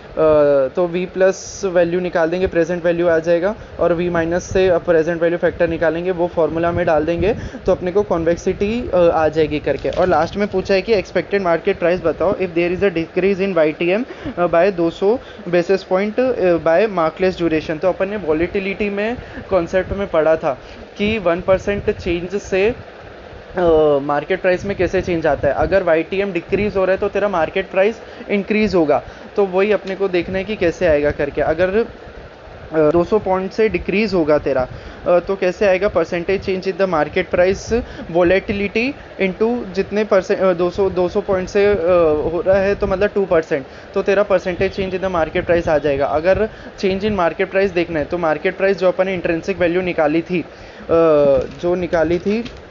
ठीक है, उसमें अपन जो चेंज इन आ जाएगा उससे बढ़ा देंगे करके, तो क्या आ जाएगा, जो एक्सपेक्टेड मार्केट प्राइस थी तेरी, जो तेरी 2431 पॉइंट इंट्रेंसिक वैल्यू थी, उसमें से तू change in market price add कर देगा, तो तेरा ये बाय मार्कलेस ड्यूरेशन से हो जाएगा। अभी इंट्रेंसिक वैल्यू से, अगर इंट्रेंसिक वैल्यू से देखेगा तो वाई टी एम तेरी जैसे कि वी माइनस ही पकड़ ले 8% हो गई, क्योंकि 200 पॉइंट था, वाई टी एम तेरा 10% था, उसमें से तू पॉइंट मतलब 2 लेस करेगा तो तेरा 8% आ जाएगा। तो 8% से पीवीएफ फैक्टर करेगा, तो जो तेरा इंट्रिंसिक वैल्यू मेथड से वो तेरा आ जाएगा इंट्रिंसिक वैल्यू। तो क्वेश्चन 43 भी होता है, क्वेश्चन 44 सेम है 43 से, तो वो करेंगे नहीं।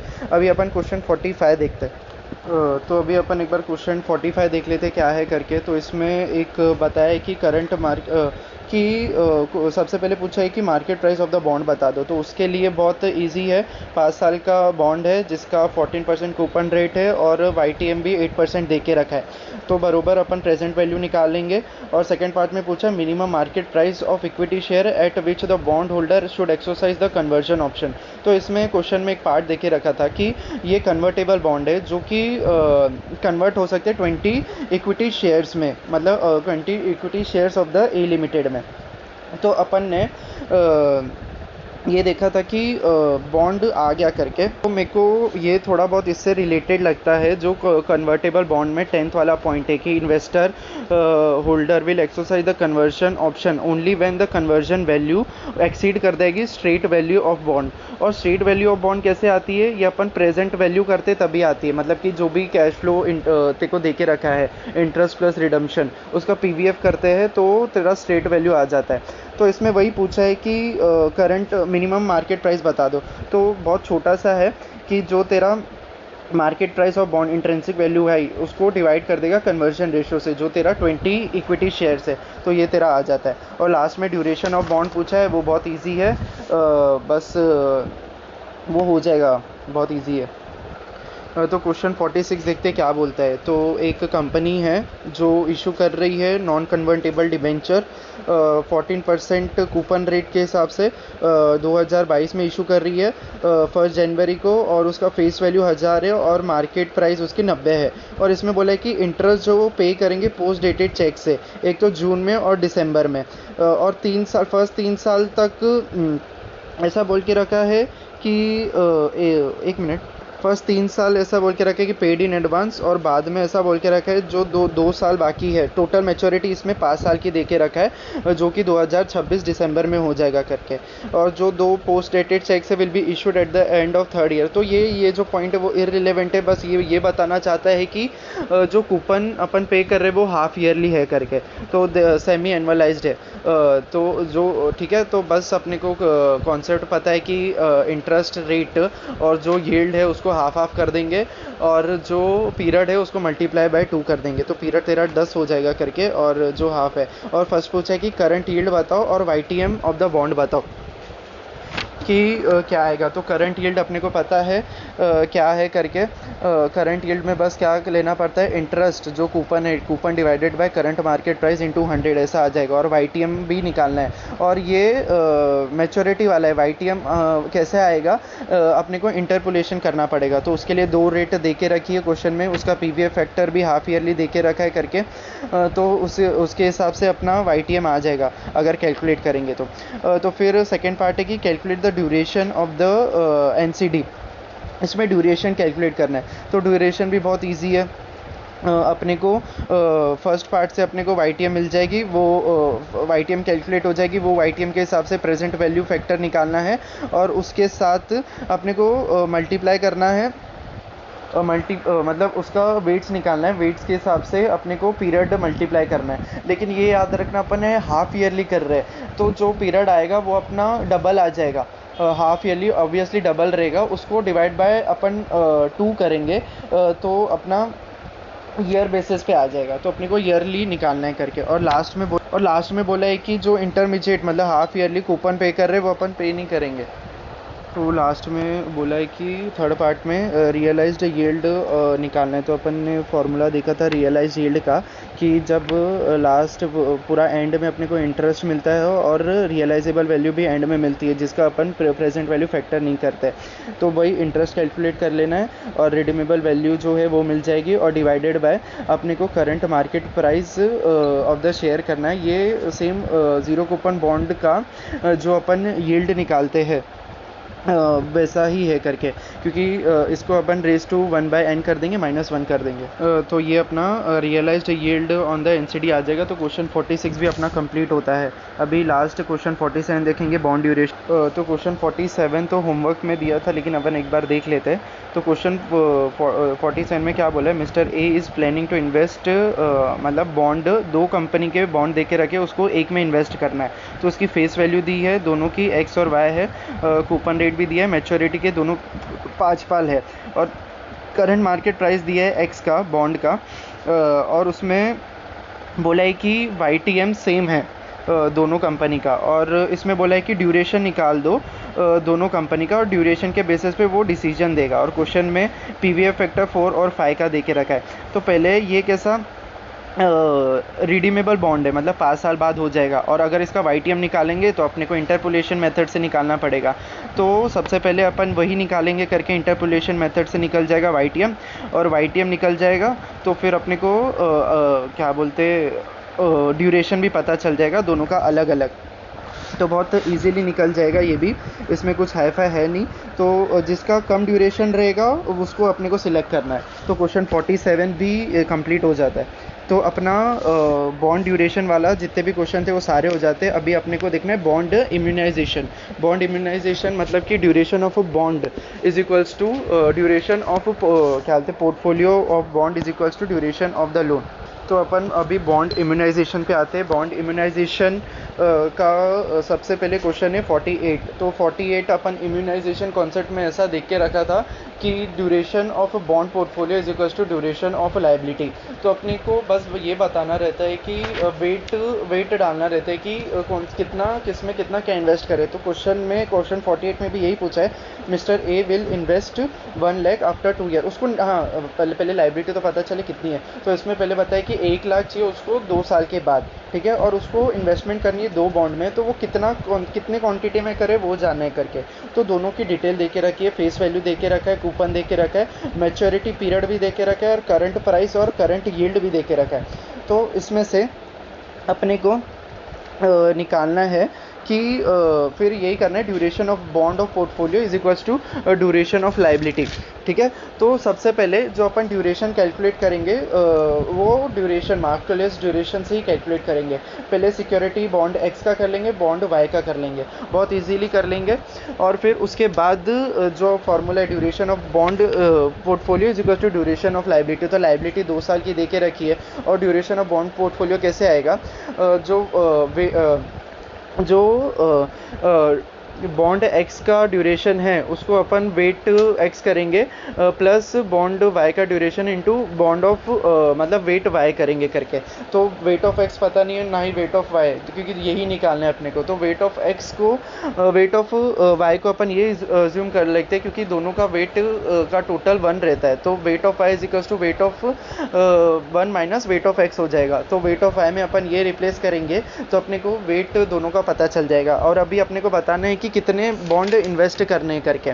तो अपन कॉन्सेप्ट के टाइम एक नोट का लास्ट वाला पार्ट मिस कर दिया था, उसमें ऐसा बोला था जो लाइबिलिटी है उसको प्रेजेंट वैल्यू में लेके आनी है अपने को।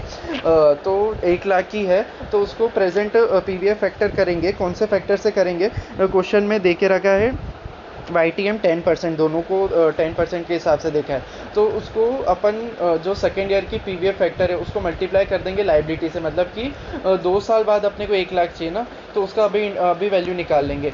फिर वो वैल्यू निकालने के बाद अपन वेट एलोकेट कर देंगे, क्योंकि वेट अपने को जो मिला और फिर वो जो वेट मिला उसको डिवाइडेड बाय जैसे कि एक अमाउंट आ गई कि 1 लाख में से इतना अपने को ये बॉन्ड में इन्वेस्ट करना है और बॉन्ड वाई में इतना इन्वेस्ट करना है, और उसको अपन डिवाइड करेंगे। किससे डिवाइड करेंगे, मार्केट प्राइस जो क्वेश्चन में देके रखी है। तो उससे पता चल जाएगा कि अभी कितने बॉन्ड अपने को बॉन्ड एक्स के चाहिए, बॉन्ड वाई के चाहिए। तो क्वेश्चन 48 अपना कंप्लीट होता है। तो क्वेश्चन 49 वाला ये भी इम्यूनाइजेशन ऑफ अ बॉन्ड है करके, इसमें ऐसा बोला है कि 3 बॉन्ड है और एक लाइबिलिटी है जो आउटफ्लो होएगा 6 साल में। तो अपने को ड्यूरेशन बता दिया, ड्यूरेशन ऑफ लाइबिलिटी, लेकिन लाइबिलिटी कितनी वो बताया नहीं करके। तो अभी क्वेश्चन पार्ट में बोला है कि calculate the duration of each bond. तो ड्यूरेशन ऑफ बॉन्ड अपने बहुत इजीली आ जाएगा, क्योंकि YTM भी देके रखा है, सबका ड्यूरेशन भी देके रखा है। ABC बॉन्ड है जिनका मैच्योरिटी 10 ईयर है, 8 ईयर है, 5 कूपन रेट भी बता दिया 10%, 11%, 9%। तो ड्यूरेशन ऑफ बॉन्ड अपना वेट एलोकेट करके सबका टोटल करके ईयर के वेट इंटू ईयर करके उनका टोटल करके अपना आ जाएगा क्या बोलते हैं नंबर ऑफ ईयर्स आ जाएगा। और अभी ये अपना फर्स्ट पार्ट है और 3 और पार्ट है क्वेश्चन में। तो सेकंड पार्ट में क्या पूछा है, the bond portfolio manager has been asked to keep 45% in bond A, और बाकी जो है बाकी का वेट अपने को बताना है। Calculate the percentage amount to be invested in bond B and C needs to be purchase to immunise the bond portfolio. तो बहुत इजी है, weight of A plus weight of B plus weight of C is equals to 1 होता है। अपने को तीनों का duration मिल गया, तो अभी वेट निकालना है और 6 साल है। तो अपन duration of portfolio bond portfolio is equals to duration of liability करेंगे, तो उसमें डालेंगे तो अपने आप अपना क्या बोलते हैं वेट आ जाएगा।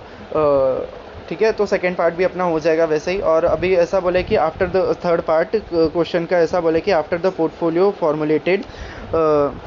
तो क्वेश्चन 3 में ऐसा बोल रहा है कि क्वेश्चन थर्ड पार्ट में ऐसा बोल रहा है कि जो यील्ड है वो 11% से बढ़ गई, उसके वजह से जो बॉन्ड के दे के रख दिए कि ड्यूरेशन ऑफ बॉन्ड तीनों का बता दिए कि ऐसा ऐसा है। तो अभी पूछ रहा है कि ये इम्यूनाइज है, तो अपन ये सेम जो अपन क्वेश्चन मतलब पार्ट 2 में जो वेट आया था वो वेट के हिसाब से ये ड्यूरेशन ऑफ बॉन्ड निकाल देंगे। अगर 6 साल के ऊपर आ रहा है करके तो ये इम्यूनाइज नहीं है। तो क्वेश्चन में आया है 6 साल के ऊपर, तो वो इम्यूनाइज है ही नहीं। और क्वेश्चन क्या बोलते हैं फोर्थ में यही पूछा है कि इम्यूनाइज बता दो कि सेम ऊपर वाला जो ईयर है वो हिसाब से अपने को वेट बता दो कि कौन से वेट करेंगे तो इम्यूनाइज हो जाएगा।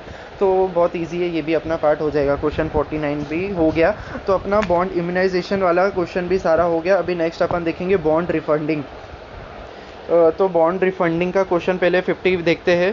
अगर कॉन्सेप्ट कर लिया तो एक बार क्वेश्चन 50 देखेगा, कॉन्सेप्ट को रिलेट करेगा क्वेश्चन 50 से, तो तेरा मतलब आंसर अच्छे से आएगा, मतलब कि क्वेश्चन पता चल जाएगा कैसे करना है करके। तो पहले क्वेश्चन में दिया है कि ओल्ड बॉन्ड है, उसकी टोटल फेयर वैल्यू 3 करोड़ थी और इसकी फेस वैल्यू 1000 थी, और इसकी मैच्योरिटी पीरियड 30 साल है, जिसमें से 5 साल अभी गुजर गए हैं, अभी से 25 साल बाकी है करके। और उसमें बोला है कि नंबर ऑफ बॉन्ड्स है, तो number of bonds upon calculate कर देंगे कि कितना है, क्योंकि फेस वैल्यू बताया और बॉन्ड की टोटल फेयर वैल्यू बताई है करके। और ये डिस्काउंट में इशू किया था, तो डिस्काउंट की वैल्यू भी निकाल लेंगे। और जब इशू किया था उस टाइम फ्लोटेशन कॉस्ट भी लगी थी जो 3,60,000 की लगी थी करके। तो अभी अपने को इसमें से कॉल प्राइस चाहिए रहेगी कि मतलब कॉल कितने में किया था, तो अभी बताया कि कॉल अपन इन लोग कर रहे 1140 में। तो अगर इसको अपन फेस वैल्यू से माइनस करेंगे और इनटू करेंगे कि कितने नंबर ऑफ बॉन्ड थे, तो अपने को कॉल प्राइस पता चल जाएगा कि कितना एक्स्ट्रा प्राइस इन लोग पे कर रहे हैं ये बॉन्ड को बेचने के लिए, मतलब कि ख़रीदने के लिए ऑब्वियसली। तो ये अपना ओल्ड बॉन्ड से रिलेटेड हो गया। अभी न्यू बॉन्ड से रिलेटेड, तो टोटल फेयर वैल्यू दे के रखिए कितना है, 3 करोड़। सेम उतना ही प्राइस इशू कर रहे हैं न्यू बॉन्ड के लिए। मैच्योरिटी जो 25 साल बाकी थी वो, इसमें इंटरेस्ट रेट तेरा 12% हो जाएगा, और फिर इसमें फ्लोटेशन कॉस्ट भी लगेगी जो कि है 40,000, और इसमें डिस्काउंट रेट दे के रखा है 8% है, और ओवरलैपिंग इंटरेस्ट भी दे के रखा है 8% है करके। तो ये अपना क्वेश्चन का डाटा हो गया करके। और पहले कैसे इंटरेस्ट रेट जो कूपन रेट था वो 14% था, और जो न्यू है वो 12% हो गया। तो सबसे पहले इसमें 5 स्टेप है। Step 1 initial cost outflow calculate करना है, और दूसरा है annual cost of old bond, और तीसरा है step annual cost of new bond, चौथा है कि एनुअल सेविंग उसकी प्रेजेंट वैल्यू कर देंगे, और लास्ट में एनपीवी निकालेंगे। तो पहले इनिशियल कॉस्ट कैश आउटफ्लो, तो कॉल प्रीमियम अपने को पता है कि कितना है करके, जो अपन ने कैलकुलेट कर लिया, उसमें से अपने टेस्ट सेविंग लेस कर देंगे, और उसमें से इनिशियल कॉस्ट जितना initial cost of a new bond कितना लगा वो लेस कर देंगे, और tax saving on the unamortized discount and flotation cost, जितने पीरियड बाकी था उसका टैक्स सेविंग होगा। जैसे कि 30 साल था तो डिवाइड बाय 30 इंटू 25 करेंगे और मल्टीप्लाई बाय टैक्स रेट करेंगे, और वो उतना टैक्स सेविंग अपना हो जाएगा। और ओवरलैपिंग इंटरेस्ट भी अपन कैलकुलेट करेंगे, और उसमें से भी इंटरेस्ट टैक्स सेविंग लेस कर देंगे। ओवरलैपिंग इंटरेस्ट अपन ऐड करेंगे क्योंकि अपना ये कॉस्ट है करके, उसमें से टैक्स सेविंग लेस करेंगे, तो अपना इनिशियल कॉस्ट आउटफ्लो आ जाएगा।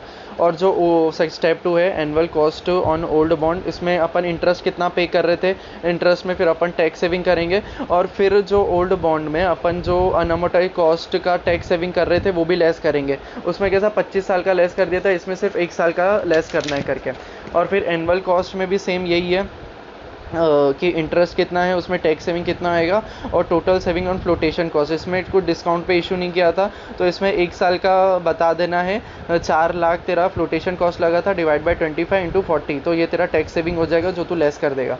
तो इसमें तेरा एनुअल सेविंग आ जाएगा, जो ओल्ड माइनस न्यू करेगा तो एनुअल सेविंग आ जाएगा। उसका प्रेजेंट वैल्यू लेना है, क्वेश्चन में यील्ड दे के रखा है 8% के हिसाब से, तो वैसा आ जाएगा। और स्टेप 5 है कि एनपीवी बता, तो present value of annual saving, उसमें से इनिशियल कॉस्ट आउटफ्लो लेस करेंगे तो अपना एनपीवी आ जाएगा। अगर पॉजिटिव है तो अपने को रिफंड करना है, मतलब रिफंड वाला एक्सरसाइज करना है। तो अपना ये क्वेश्चन 50 ख़त्म होता है। क्वेश्चन 51 भी बहुत इजी है करके, लेकिन मतलब होमवर्क में था। इसमें बस ये याद रखना कि जो तू फ्लोटेशन कॉस्ट का टैक्स सेविंग ले रहा है वो अच्छे से कैलकुलेट करना, न्यू में भी ओल्ड में भी। तो बस यही है, क्वेश्चन 51 भी बहुत इजी है, वो करेंगे कि नहीं करके। तो बस अपना बॉन्ड रिफंडिंग हो गया। अभी नेक्स्ट आता है कन्वर्टेबल बॉन्ड, जो 9 फार्मूला थे तो वो ही करने कर अपने को। तो अभी कन्वर्टेबल बॉन्ड में सबसे पहले क्वेश्चन 52 देखते हैं। इसमें बहुत सारा डाटा दिया है, और सबसे पहले पूछा है stock value of the bond, और दूसरा है परसेंटेज ऑफ डाउनसाइड रिस्क, तीसरा है कन्वर्जन प्रीमियम, और चौथा है the conversion parity price of the stock. तो stock value of the bond, stock value of the bond ये वही हो गया कन्वर्जन वैल्यू। तो कन्वर्जन वैल्यू कैसे आती है करके, जो कन्वर्जन रेशो दिया है कि मतलब कितने इक्विटी इशू करना है, और into equity market price of the equity, अगर इस दोनों को मल्टीप्लाई करेगा तो तेरा stock value of the bond आ जाएगा। और दूसरे में पूछा है percentage of the downside risk, अगर मैंने बोला था अगर डाउनसाइड रिस्क है तो market value, market price of the bond जो रहेगा उसमें से तू less straight value of the bond करेगा। तो ऐसा अपना परसेंटेज डाउन रिस्क भी आ जाएगा, जो market price of the bond minus straight value divided bye market price of the bond. तो थर्ड है कि कन्वर्जन प्रीमियम, कन्वर्जन प्रीमियम कैसे आता है करके, इसमें परसेंटेज पूछा है तो कैसे आता है, जो मार्केट प्राइस है उसको अपन minus market price of the bond है उसको minus conversion value divided by conversion value into 100 करेंगे, तो अपना क्या बोलते हैं कन्वर्जन प्रीमियम का परसेंटेज आ जाएगा। और लास्ट में पूछा है कि कन्वर्जन पैरिटी कैसे आती है, जो market price of the bond है divided by the conversion ratio. Market price conversion ratio मतलब कि कितने शेयर तूने इशू करने वाले डिवाइड बाय उससे करेगा तो तेरा हो जाएगा। तो क्वेश्चन 50 ईजी है बहुत, आगे दिखेगा नहीं फिर भी चलेगा करके। अभी आते क्वेश्चन 53 पे। क्वेश्चन 53 में भी डाटा देके रखा है और सबसे पहले पूछा है कि स्ट्रेट वैल्यू ऑफ बॉन्ड बता दो। तो बस सबका प्रेजेंट वैल्यू कर देना है कि मतलब इतना कूपन है, कूपन का 3 साल की मैच्योरिटी है और इंटरेस्ट मिल रहा है ईयर एंड पे और बॉन्ड मैच्योर हो जाएगा। तो अपने को ऐसा स्ट्रेट वैल्यू ऑफ बॉन्ड मतलब कि इंट्रेंसिक वैल्यू ही हो गई है वैसे तो। हाँ, तो ये इंट्रेंसिक वैल्यू हो गई। दूसरा पूछा है कि conversion value of the bond. Conversion value वही हो गया कि market price of the share into कितने शेयर इशू करने वाला है वो हो गया। कन्वर्जन प्रीमियम क्या होएगा, कन्वर्जन प्रीमियम वही हो गया जो market price of the bond minus जो तेरा कन्वर्जन वैल्यू है divided by conversion value into 100, तो तेरा कन्वर्जन प्रीमियम भी आ गया। अभी क्या पूछा है, percentage of downside risk. Downside risk वैसा ही होता है कि वही जो अपन ने पहले डिस्कस किया था, मार्केट वैल्यू क्या बोलते market price of the bond minus street value of the bond divided bye market price of the bond into 100, तो तेरा परसेंटेज ऑफ डाउनसाइड रिस्क भी आ जाएगा। लास्ट में पूछा है कि कन्वर्जन पैरिटी भी अपन ने डिस्कस कर लिया था कैसा, कि market price of the bond divided by the conversion ratio. तो ये अपना क्वेश्चन 53 भी होता है। बहुत ईजी है, करने की ज़रूरत नहीं है इसको भी अगर तेरे को फॉर्मूला अच्छे से आते हैं तो। अगर क्वेश्चन 54 दिखते तो क्वेश्चन 54 में भी डाटा दे के रखे। सबसे पहले पूछा है कि conversion value of the debenture, तो बहुत इजी है, नंबर ऑफ शेयर जो इशू करने वाले हैं into market price of the share. और सेकंड है मार्केट कन्वर्जन प्राइस, इसको पैरिटी प्राइस भी बोलते हैं। पैरिटी प्राइस अपन ने देखा था कि market price of the bond उसको डिवाइड करेंगे अपन conversion ratio, number of share जो इशू करने वाले हैं वो आ जाएगा तेरा मार्केट प्राइस, पैरिटी प्राइस आ जाएगा। और थर्ड पूछा है कि कन्वर्जन प्रीमियम पर शेयर, तो कन्वर्जन प्रीमियम कैसे निकालेंगे, जो market price of the bond minus the conversion value, तो ये उसको डिवाइड बाय कन्वर्जन रेशो करेगा तो तेरा कन्वर्जन प्रीमियम पर शेयर आ जाएगा। और उसके बाद पूछा है रेशियो ऑफ कन्वर्जन प्रीमियम, मतलब कि परसेंटेज पूछा है उसका ही, जो अपन प्रीमियम निकालते हैं उसका परसेंटेज है वही हो गया रेशियो ऑफ कन्वर्जन प्रीमियम। तो फिर उसके बाद पूछा है कि premium over straight value of debenture, तो इसमें कैसा स्ट्रेट वैल्यू ऑफ डिबेंचर है, तो इसमें पहले market value of market price of the bond minus straight value और divided by straight value of the bond into 100 करेंगे तो अपना premium over straight value of debenture भी आ जाएगा।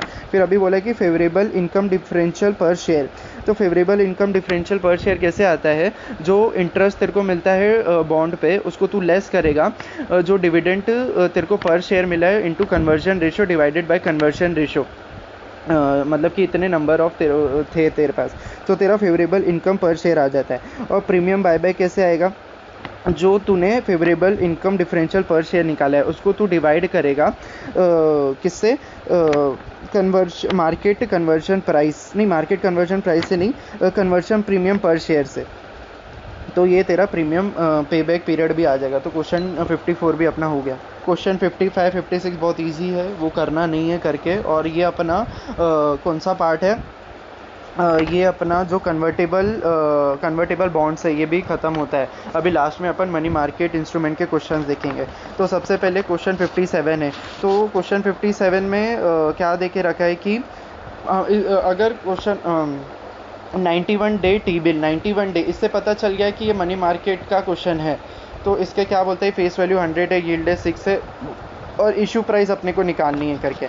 तो बहुत इजी है। इशू प्राइस मतलब कि पी का फॉर्मूला क्या था कि अपने को F divided by 1 + y into N divided by 12 और 365, तो वो formula P = F divided by 1 + y into N divide by 12 और 365। इससे ये फॉर्मूला में डालेंगे, सारी वैल्यू मिली है अपने को, इससे इशू प्राइस अपनी आ जाएगी करके। तो क्वेश्चन 57 बहुत चिंदी था। क्वेश्चन 58 भी, इसमें भी वही निकालना है अपने को कि net amount received by the company. अगर पी को भी अपन net amount received by the company भी बोलते हैं, तो क्वेश्चन 58 भी वही सेम है, पी वाला फार्मूला लगाना है। और उसके बाद 59 भी सेम ही है। इसमें बोला है कि बहुत कम पीरियड के लिए इन्वेस्ट कर रहे हैं और what is the amount to be invested now. तो बहुत इजी है, क्वेश्चन 59 भी छिंदी है, देखना नहीं।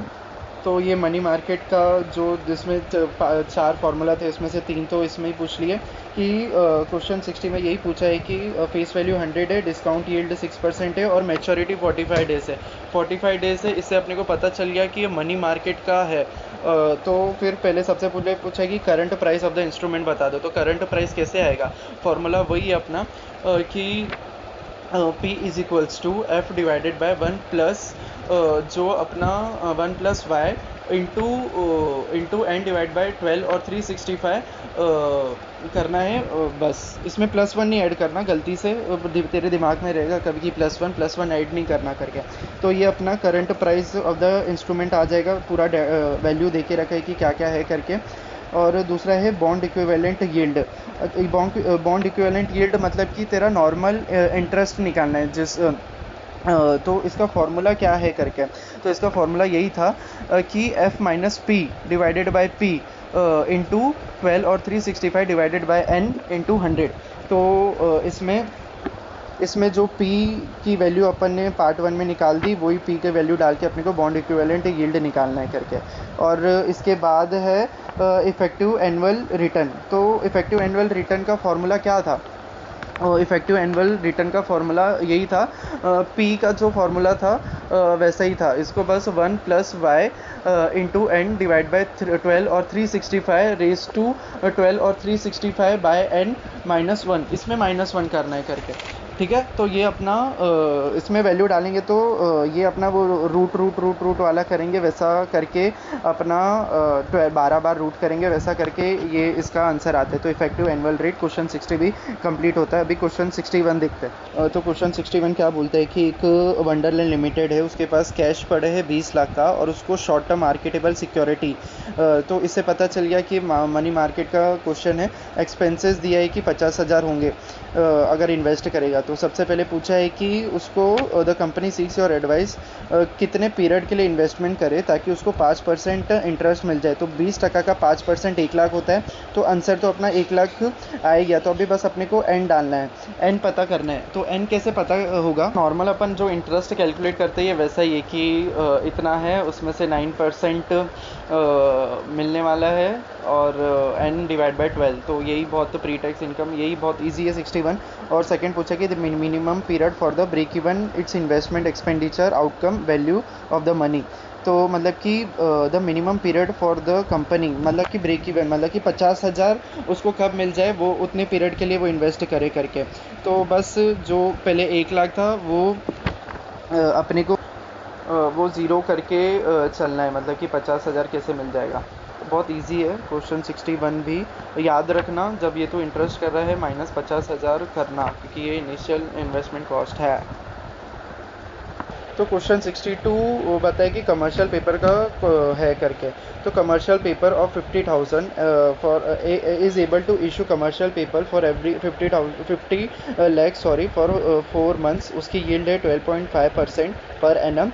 द कॉस्ट ऑफ प्लेसमेंट दे के रखा है 25,000 पर इशू और उसको require to maintain 1,50,000 in the bank. और अप्लीके टैक्स रेट भी देखा है 30%। तो अपने को पूछा है कॉस्ट ऑफ द फंड। तो कॉस्ट ऑफ द फंड का फॉर्मूला क्या था, कि जो इंटरेस्ट एक्सपेंस है उसमें से अपन प्लस करेंगे इशू एक्सपेंस, दोनों को प्लस करके मल्टीप्लाई करेंगे 1 - t और डिवाइड बाय करेंगे net amount received by the company और मल्टीप्लाई करेंगे 12 × 365 डिवाइड बाय n × 100।